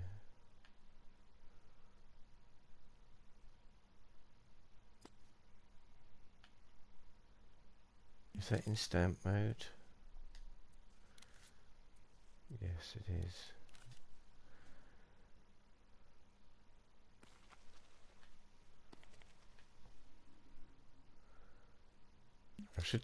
This is where I would put it in studio lighting mode actually, so that I can see what I'm doing, because it's a lot easier when you're trying to sculpt. If the lighting's quite harsh, it's quite difficult to see the shapes, the 3D shapes that you're creating. Oh, and by the way, I'm doing a masterclass too, which is along a similar line to this actually. So now I'm going to turn off studio lighting again. And I'm going to go into the tweak menu. And I'm going to turn up the impasto on the grass. Can you see that? Maybe not quite that much. But it gives it a lovely painterly effect. And I'll turn up the ruffle a little bit so it's not quite so even. And grass does have a directionalness to it. But see how lovely and painterly that looks.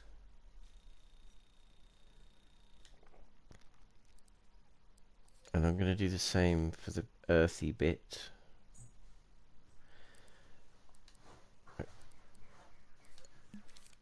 I'm going to go into style mode.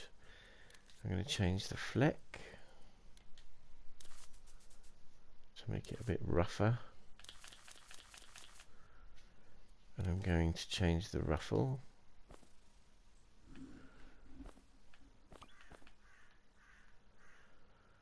And I'm going to loosen it a little bit.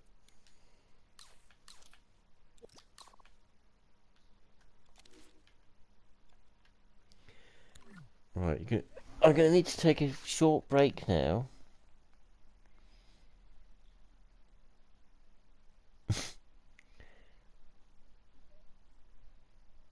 Makes me think, if you're using a saved element in a scene and you start making changes within that scene and not within the source element, is there any easy way to pull in the changes? Unfortunately, that's the only way.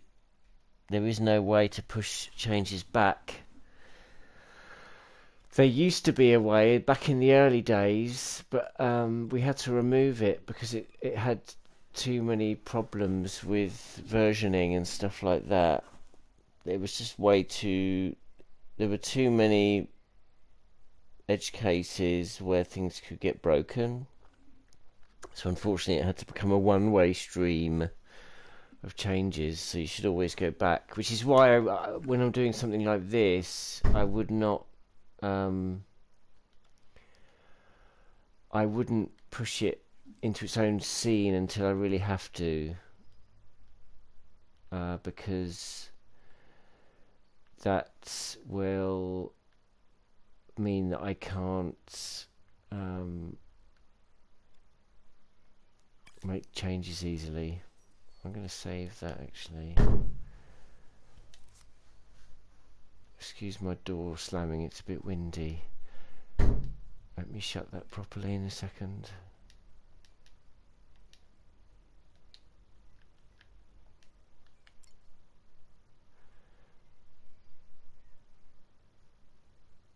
Right, give me 2 minutes. I need to go and let my doggies in the garden. And I'll be back shortly.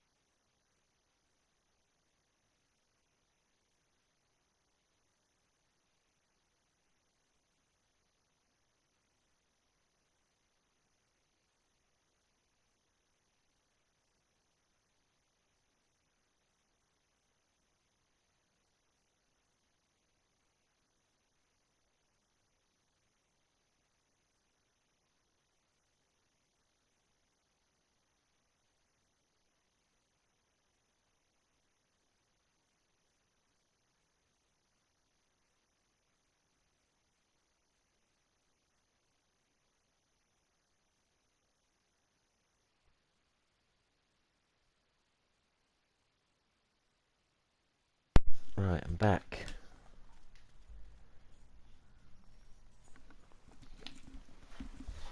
So,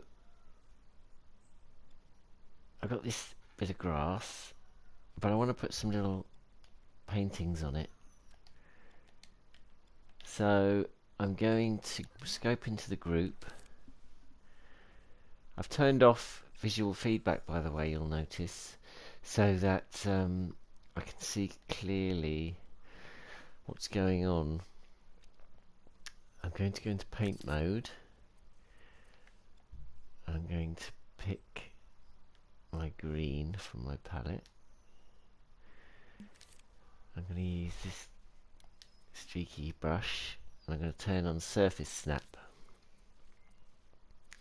which is here, so it sticks to the surface. And then I'm going to turn on paint flex. Yes, that's right. Now on the edges, I'm just going to draw some strokes.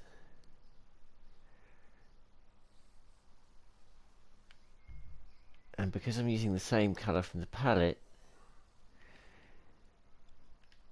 in fact I could even use my tumbler. Why wouldn't I do that? Yeah, let's do that. I'm going to go around the edges, and on the ridges and things I'm just going to add some little patches. Now they don't look like much at the moment, but in a minute when I add some impasto, they will magically spring to life.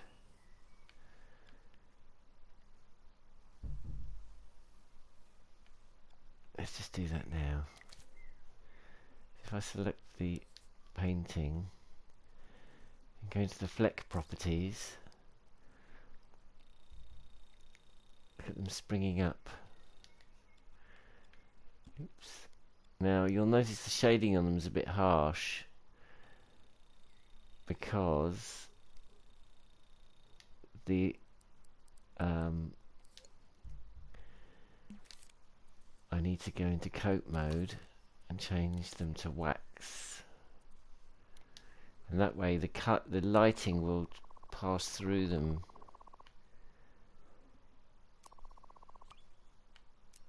Oops, I've just taken it away. There we go, and that will make the lighting on them much softer, which will make them blend in more. Can you see that? It just adds a little bit of texture, which is nice. So now we've got a little bit of sort of fluffiness, tufty bits of grass. We can always add more by just scoping into the painting, and because the impasto has now been set, it will just spring up automatically like that. Look, bling. I'm going to put it into wax mode.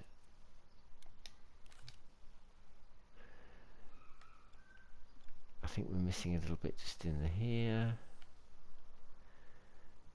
When you're painting, the impasto doesn't appear until you've put the stroke down. Put a little bit on here.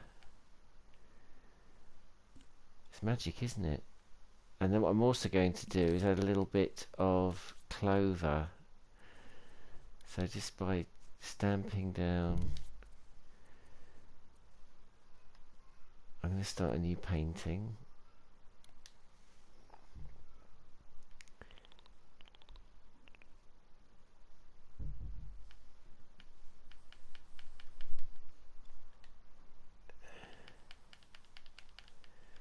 To add some different...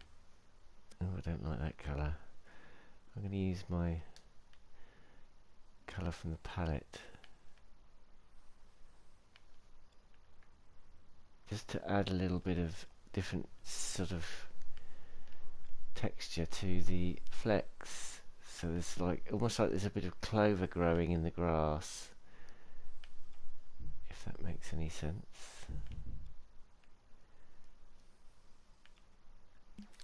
Are we still in wax? Yes, we are. Okay, that's good. There. Let's put a bit more here. A bit more here.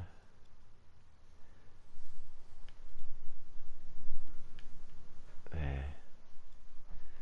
See how nice that looks? Now what we can also do is on the painting, we can add a little bit of animation. If we just run the scene. Oh, where's he going? We can turn on wave just a touch. And you can see them waving a little bit in the breeze. And actually what I can do on the sculpt is do a little bit of that as well.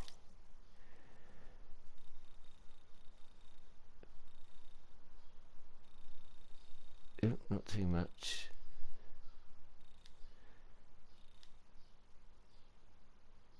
No, it's a bit much.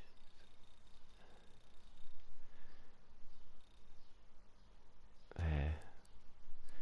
Very subtle. And then what I was saying earlier about making things, I might be able to merge these using this button here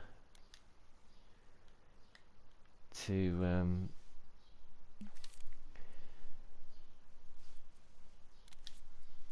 but you see it's messed up the finish, so I'm going to have to go in and just change that back to wax again. There.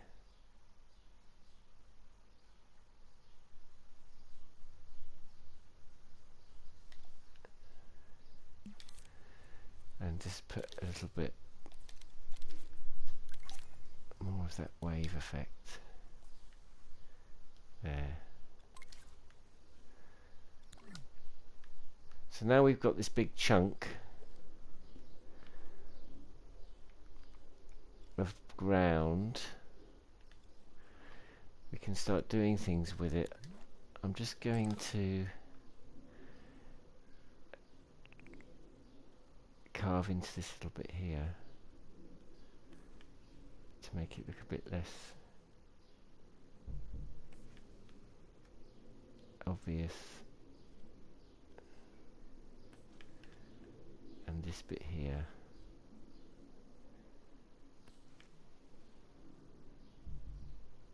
So it sits on the edge nicely.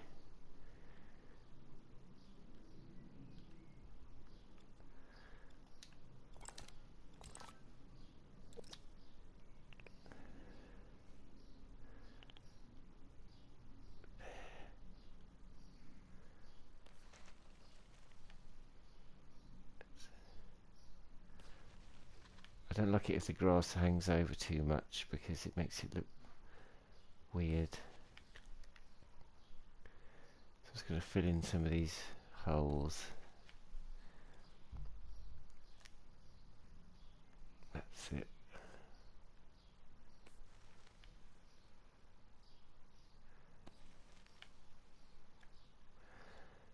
Because it's going to be, I'm going to put this all over the place. So I want it to look good, because it's going to get used a lot.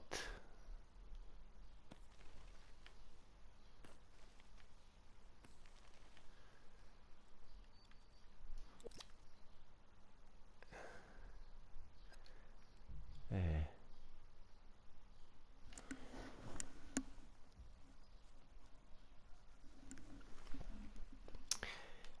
Thank you. I'm going to do a little bit of spray painting on the earthy bit because I feel like it's a bit one tone. So I'm going to turn surface snap on. I'm going to reset my sphere. I'm going to use a bit of a lighter colour. Can you see there? That's it. And I'm just going to turn up soft blend and turn down the opacity so that I get a very soft airbrush look, and then I'm going to just pick up the bits that are sticking out. I'm just going to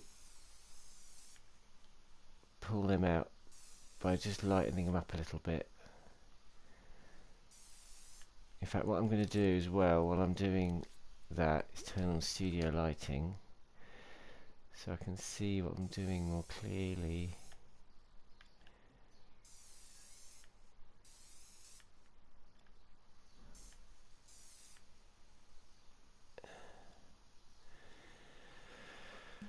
Actually, that bit there needs carving into a little bit more.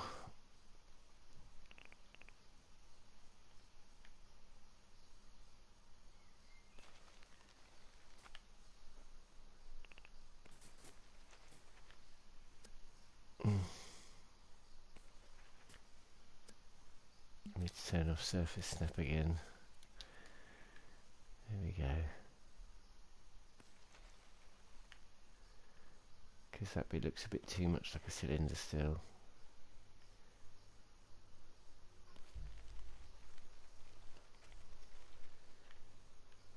Just to make it a bit more rugged.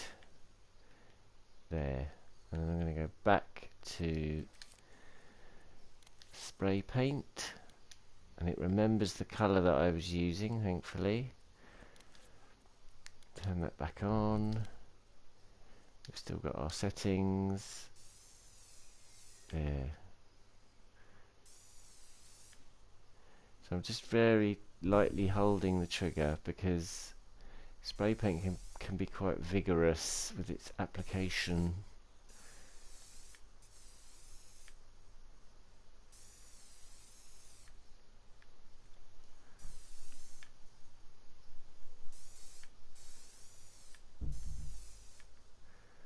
This bit seems quite light already. Weirdly.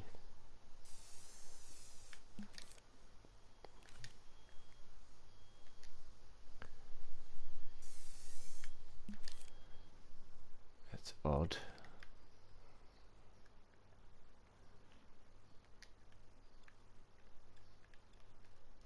Oh, it's because I'm scoped into the other sculpt.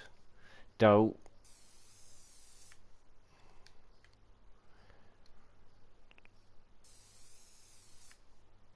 I'm going to turn that even more down.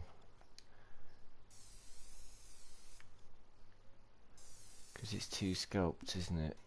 That's what the problem is.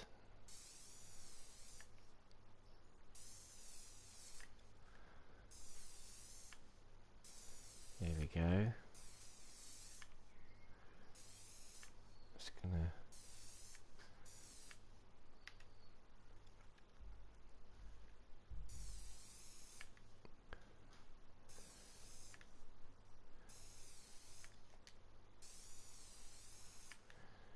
good thing is when you're using a tool you can just scope in and out of different sculpts and it will keep the settings for you.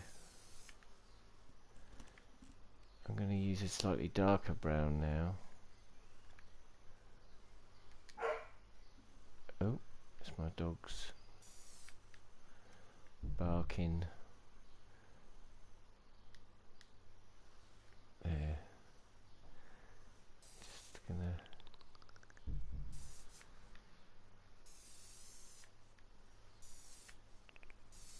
darken some of these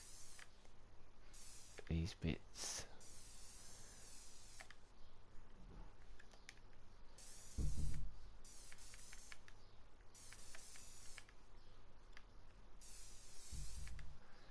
Just to give it a bit of variety of colour.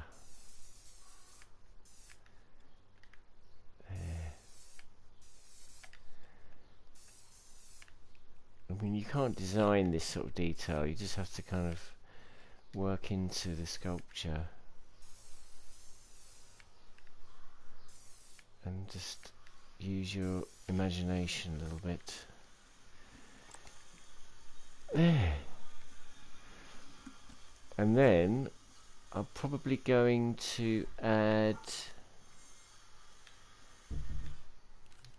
some more paint strokes, but this time we're going to make them, let's make them this colour again, but we're going to make them a bit greyer and a little bit darker. That's it. I think more grey still, and not that grey.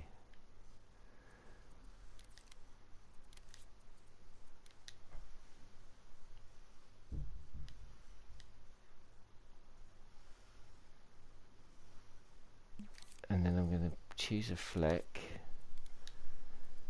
like just a dot. I need it to be lighter. Need some contrast, but not too much. There.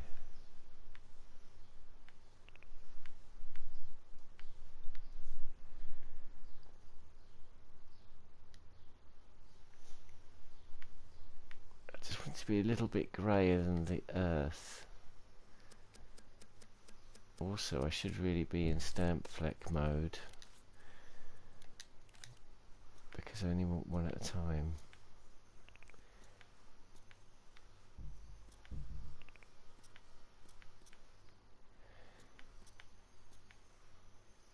And these are just little pebbles.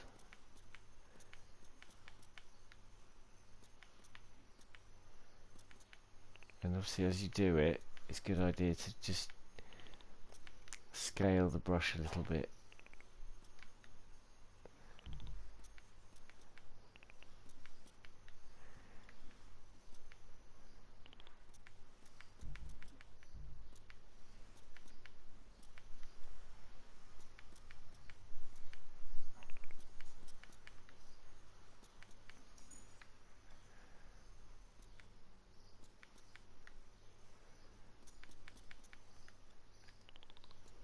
So do a few little ones, and then do a few bigger ones, and then go do some more little ones, and then do some bigger ones. Not too many big ones. The other thing to do is to cluster them a little bit, so that they're in sort of groups.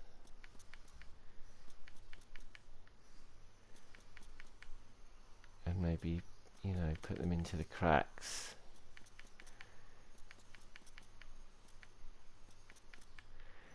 Think about where, I mean, it helps if you do drawing and look at things, like when you're out in the countryside or wherever it is you go hanging out, look at the things, look at the details of nature. I mean, I'm doing all this from memory, but you know, I spend a lot of time walking my dogs in the woods.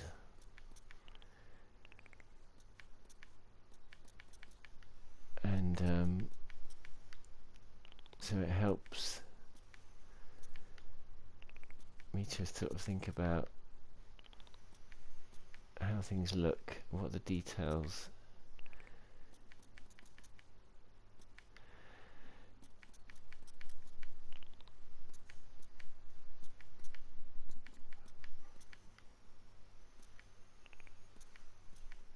A good thing about paint strokes is that they can be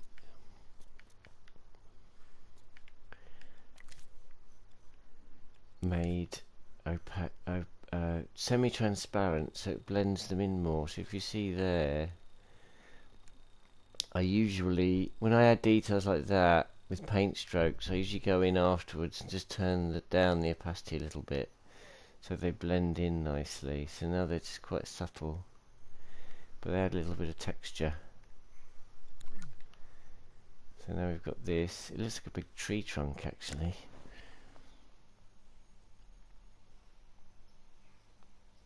Yes, I totally could, actually. That's a great idea. Because if I do that,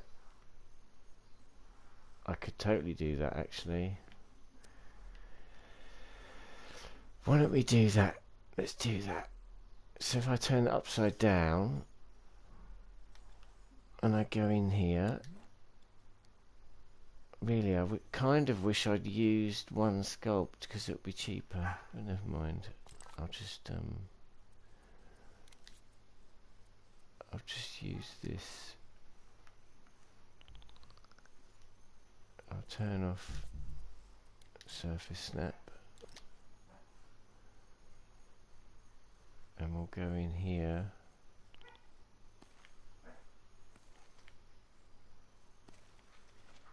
and do a Kareem.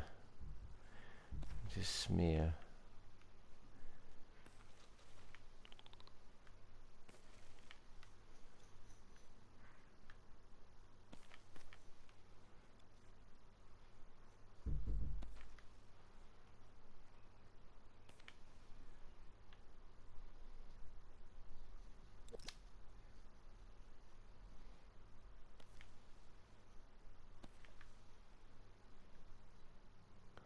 And the thing with doing rocks and stuff is it is always good to so we've got two sculpts here, which is a bit annoying. I'm tempted to just redo half of it, but that would take me ages. I don't want to bore you.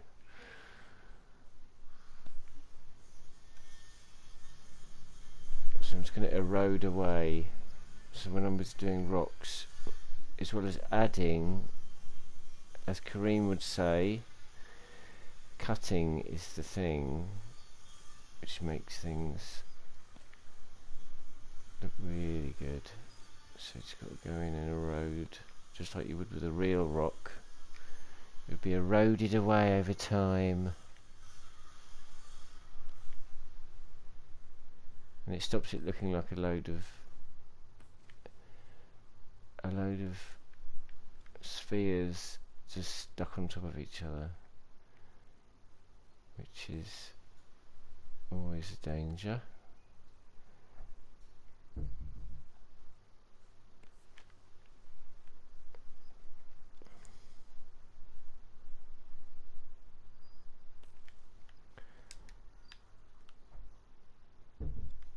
And what I'm going to do is I'm going to go into this. I just remembered I'm using surface snap. How marvellous.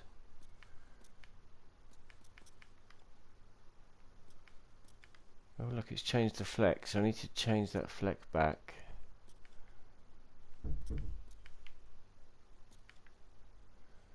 So it's all the same fleck.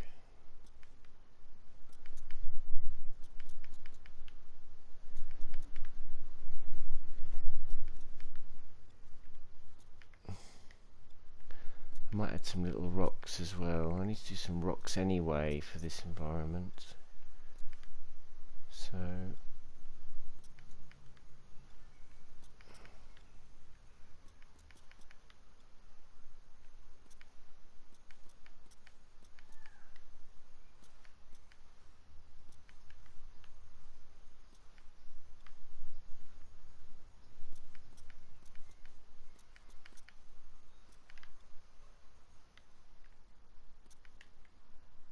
I feel like they're a little bit too... They could almost be even more transparent. And I'm going to go into style mode again and get that fleck. That's it. And ruffle it a bit. There. See, another thing you can turn off is the hover effect, so that it doesn't make things darker. And I'm going to just trim off this edge bit because it's sticking out a bit too much. It's too distinctive. It will look repetitive when I put it into the environment. So I'm just going to oops. That's it. There.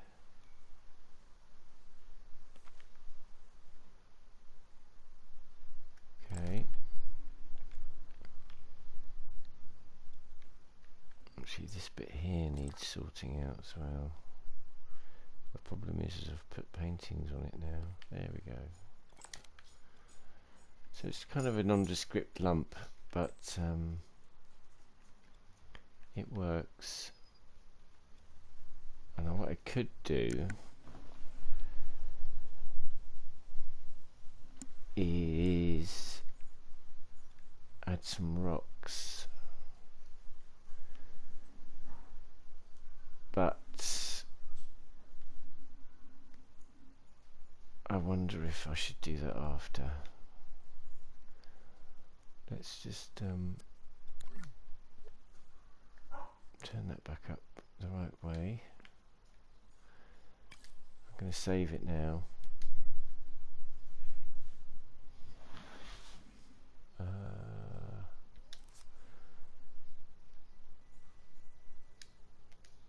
Terrain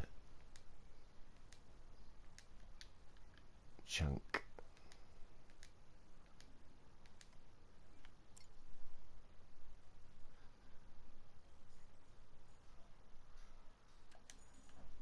Okay, now we could try building something out of it just with this one chunk.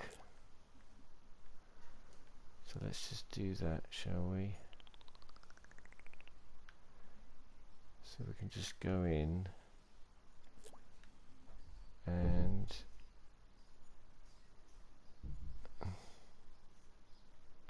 why won't that rotate for me?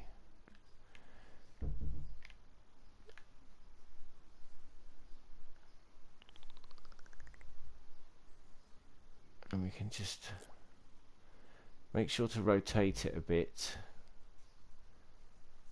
So we can either use it like that, or we can place it with a bit exposed like that, so that you get a bit of a cliff, and you can use it. Oh, I buried him. You can flip it. Oops, not that way, that way. You can scale it a bit.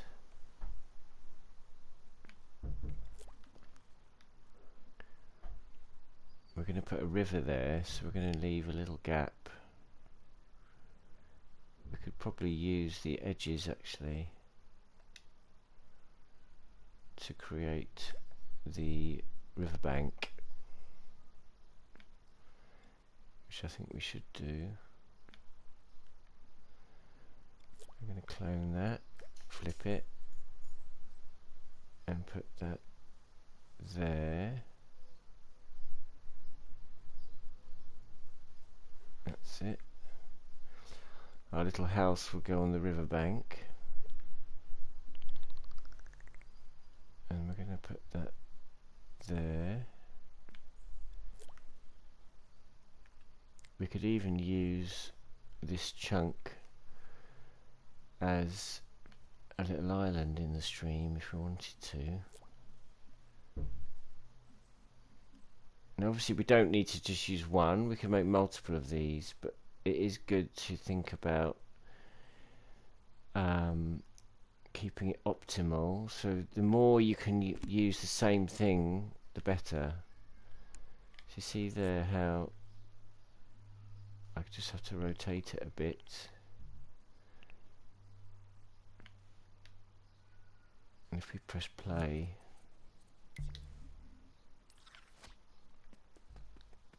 suddenly we've got an environment. It looks quite reasonable, you know. I'm building that one chunk. It took a little bit of time. So I've got this one bit of terrain chunk, and I can probably use that to cover most of the ground.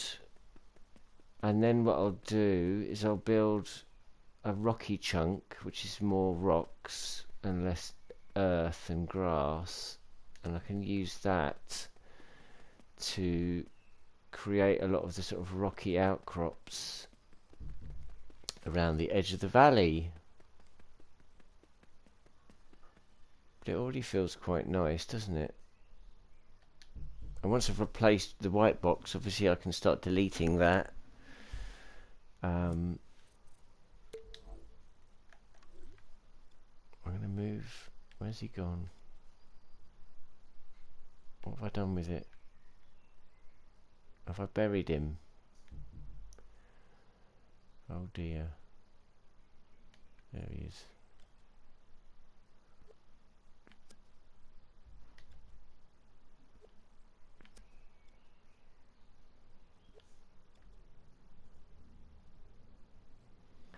Let's put them by the house so we know where they are. There. Oh, and I'm going to turn off studio lighting as well, so that we can see what we're doing. There. What time is it? 4 o'clock. Okay, so I'm going to clone this around a bit more. I'm going to go soon. So if you've got any more questions, I will continue with this, as well as going back to the supermarket game when I've got a bit more energy for that sort of technical optimization stuff. And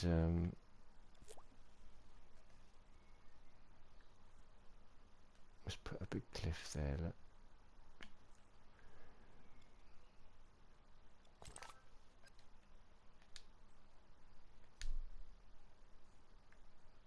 So I can just start deleting the white box and replacing it with my terrain chunk. And I've created a little space. That's where I'll put my little house. And the good thing about using these chunks as well is that you can move them around. So as you're building the environment, you can change your mind about things. You can say, I don't want that bit there, and you can just move them around. It's really easy. It's much easier than if this was one enormous sculpt. So I can just go in here and I can clone that and flip it around so it's that way round, and then we can flip that again, maybe put it this way just for a little bit of variety. And obviously we can go in as well later, maybe when we've made some different chunks, we can customize this chunk to make it look a bit different. We can clone that and shrink it and use that as a little tuffet. If I can just get it to sit right. See that? It's just a platform. It's like a platform. So you can use this for gameplay as well. Obviously you don't want to scale it too much because it will start to show. If you make it too small it will look odd. So you want to keep it relatively consistent. But you can. It's surprisingly versatile. So you could say, okay, I'm going to make this bit here, but the player can only get up there if they go to one end of it. And because we've built it nicely, we literally just have to shove them into each other, and however you shove them in, it'll look okay, kind of thing.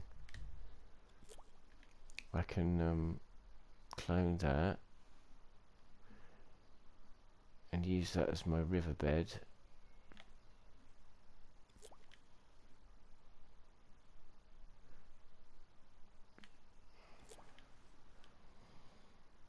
Can't I?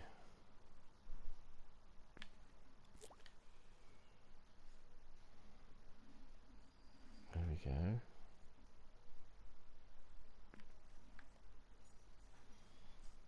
And then when I put my water in there, it'll just sit on top.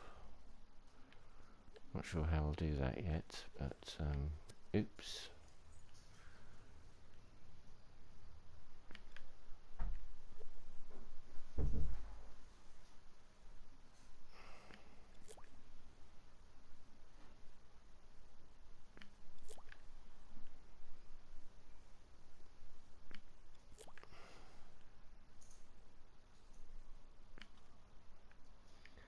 I mean, the reason why I build like this is kind of goes back to when I used to work on much older systems, and I had to be very efficient. So I had to be very economical with my use of things, because obviously things were, you know, you had to be optimal so that things would run on the hardware back when things were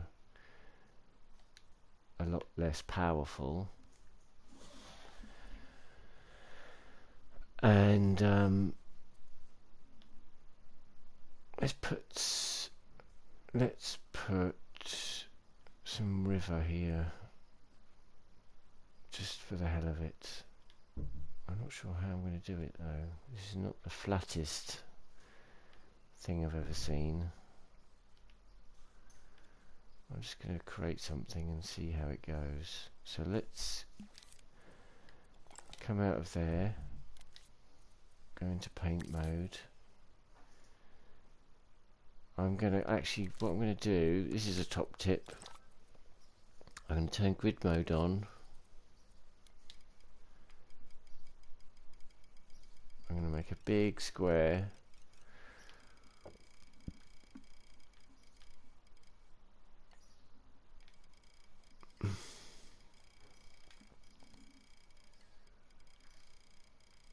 And I'm going to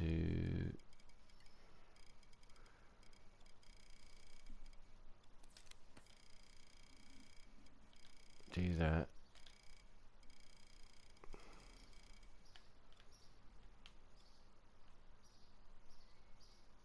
And do that. And that. I'm going to make it a bit shallower.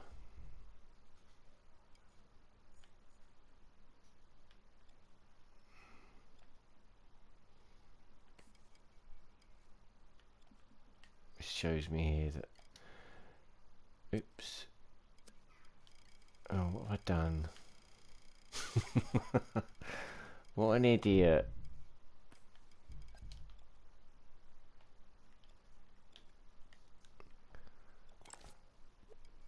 Let's raise that up a bit.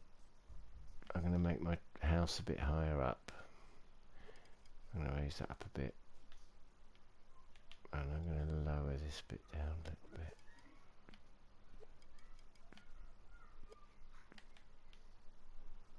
That's it.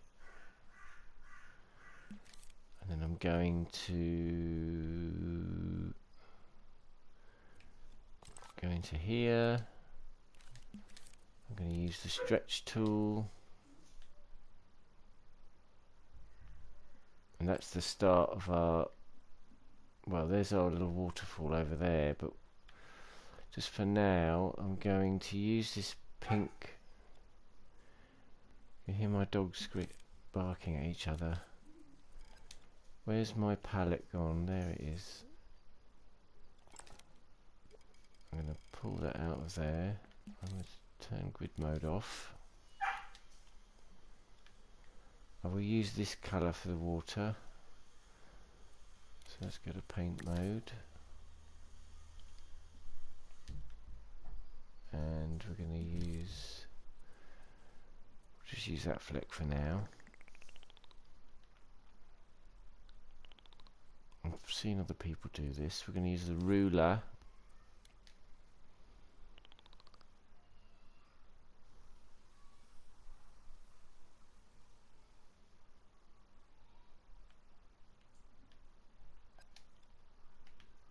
And then we're going to clone that.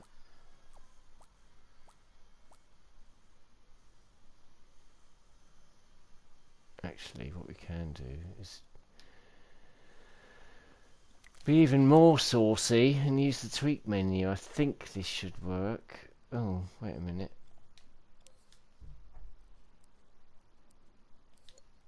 Because in here we can duplicate, and we can duplicate on a plain. We can spread those out. We can have more copies.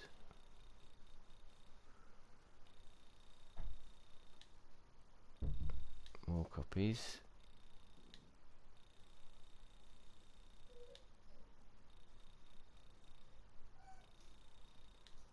More copies. That's it.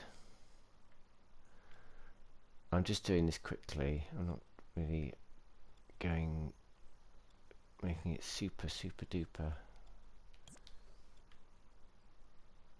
And then we're going to make it playtime. We're going to go to the coat mode and give it a waxy, shiny wax. Can you see the colour changing? Where's the sun? It's all the way up there. There's our sun and sky mode. Let's move that down there. Oops. So that we get a nice shiny highlight. We can make the sun bigger to get a bigger highlight.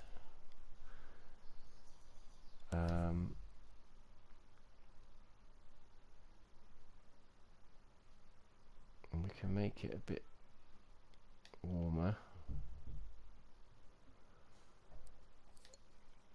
And we can change the fleck on the water. Maybe, or something like that, maybe. What do you think? We could make it a bit less loose.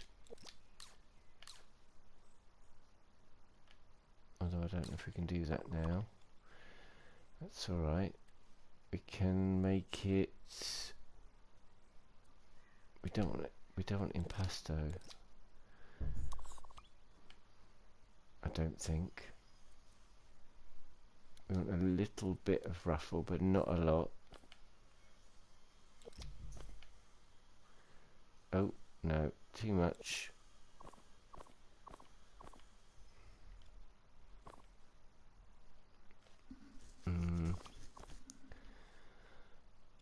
Let's leave that for a minute. Put a little bit of flow on it. Oops.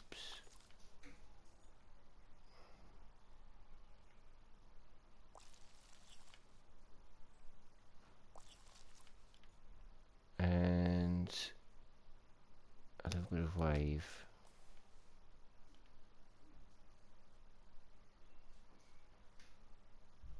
And then what you can do as well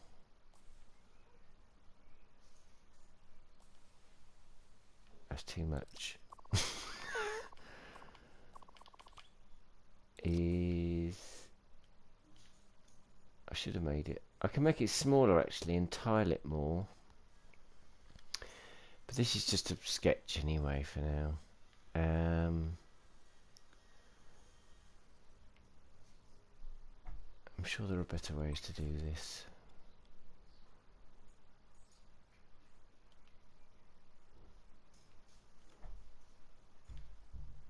It looks reasonable. And then what we can do is go to the painting, make it a bit less, make it a bit more transparent.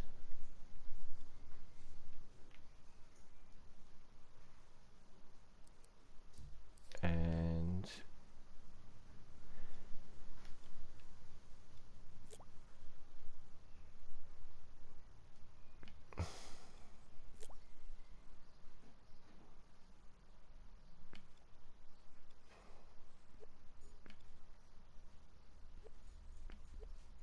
if we move them a little bit,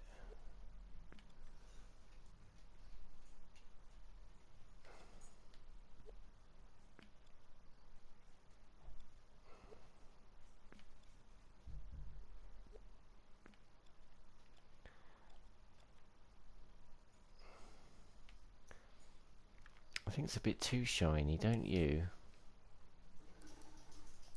I think the ones underneath should be not shiny, so we'll just make those wax.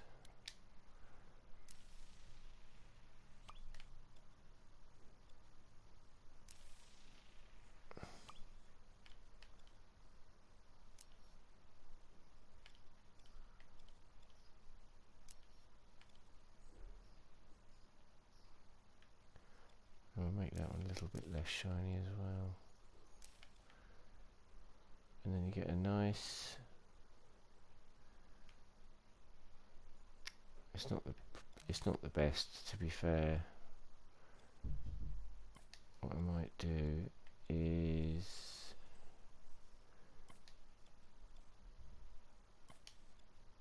merge those paintings to make them cheaper. And then you could shrink them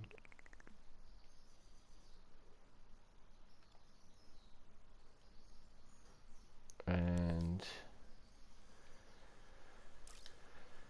make them a bit looser so that the flecks blend together more. That's it. And actually a little bit of impasto sort of helps. There, that's nice, isn't it? A little bit of ruffle.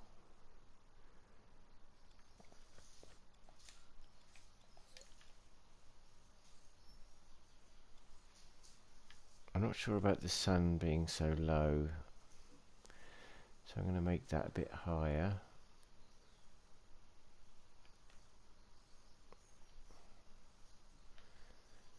And it could probably be a little bit brighter.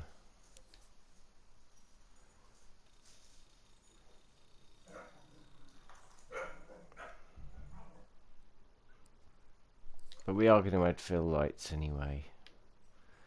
And because we've made that smaller, we need to clone it.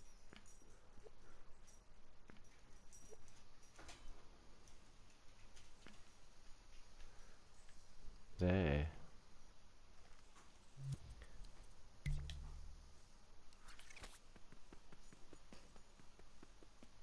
So in an afternoon, in a couple of hours,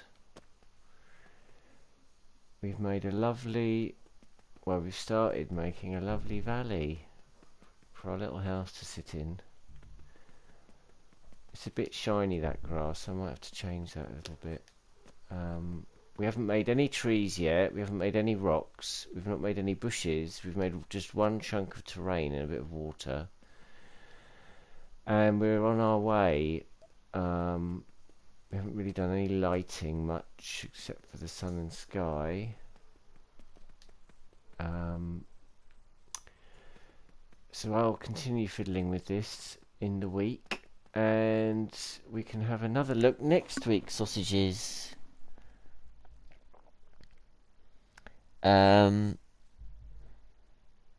Show how the river was done.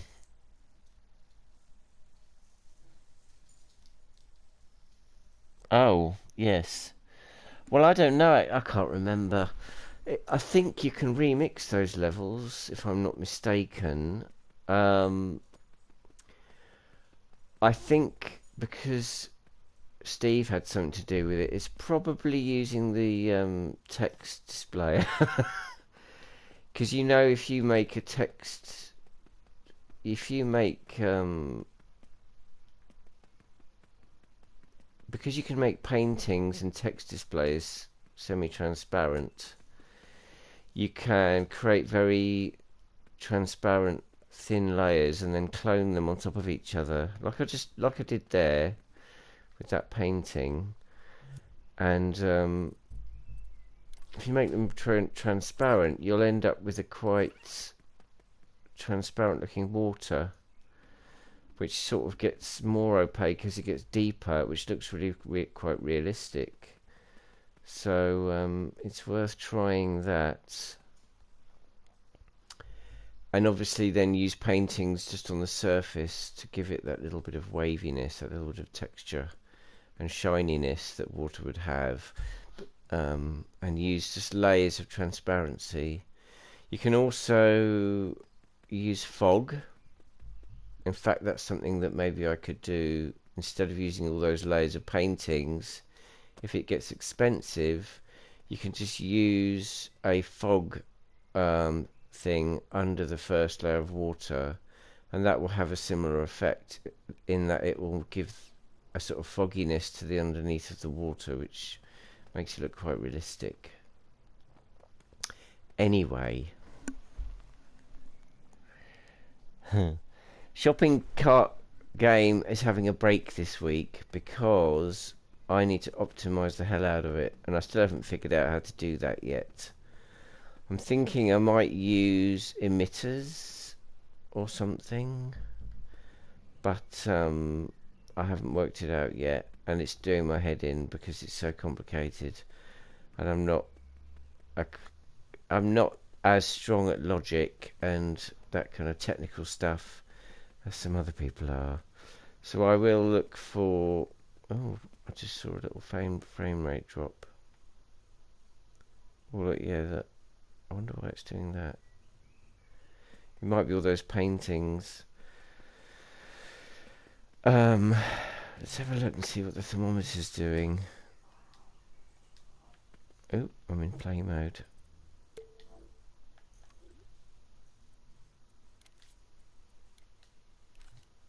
Oh, well, look, I've used bugger all. But I suspect it's because I don't know. I don't know why it slowed down there. We'll figure something out.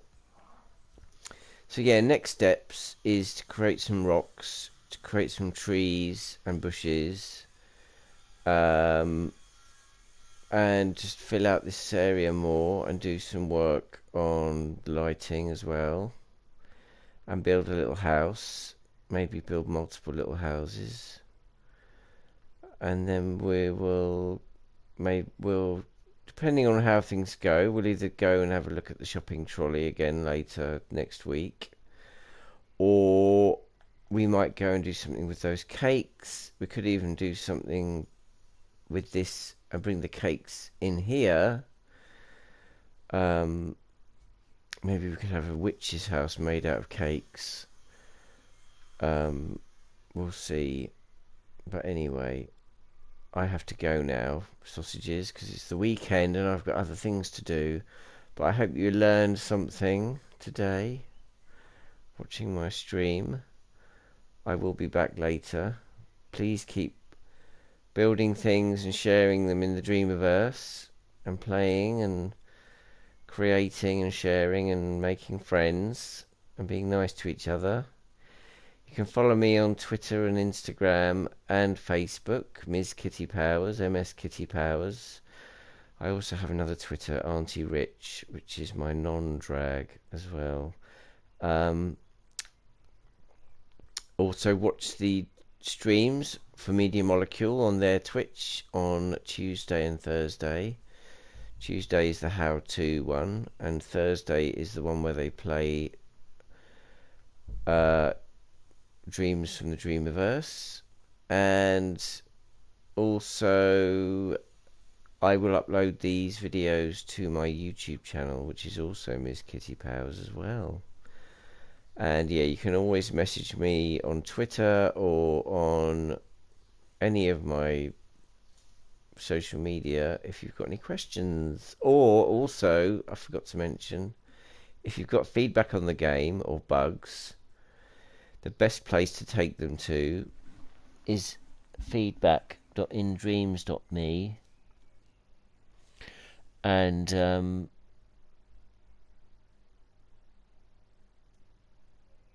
And yes, go to feedback.indreams.me, because that's the best place.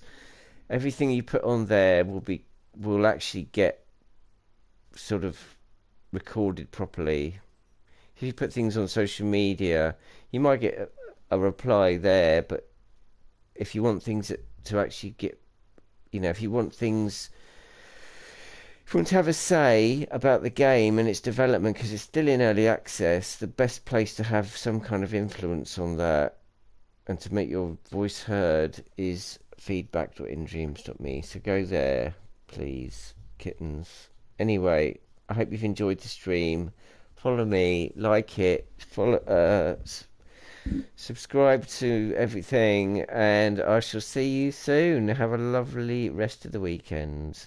Okay, sausages. Bye bye, kittens. Bye bye. Ooh.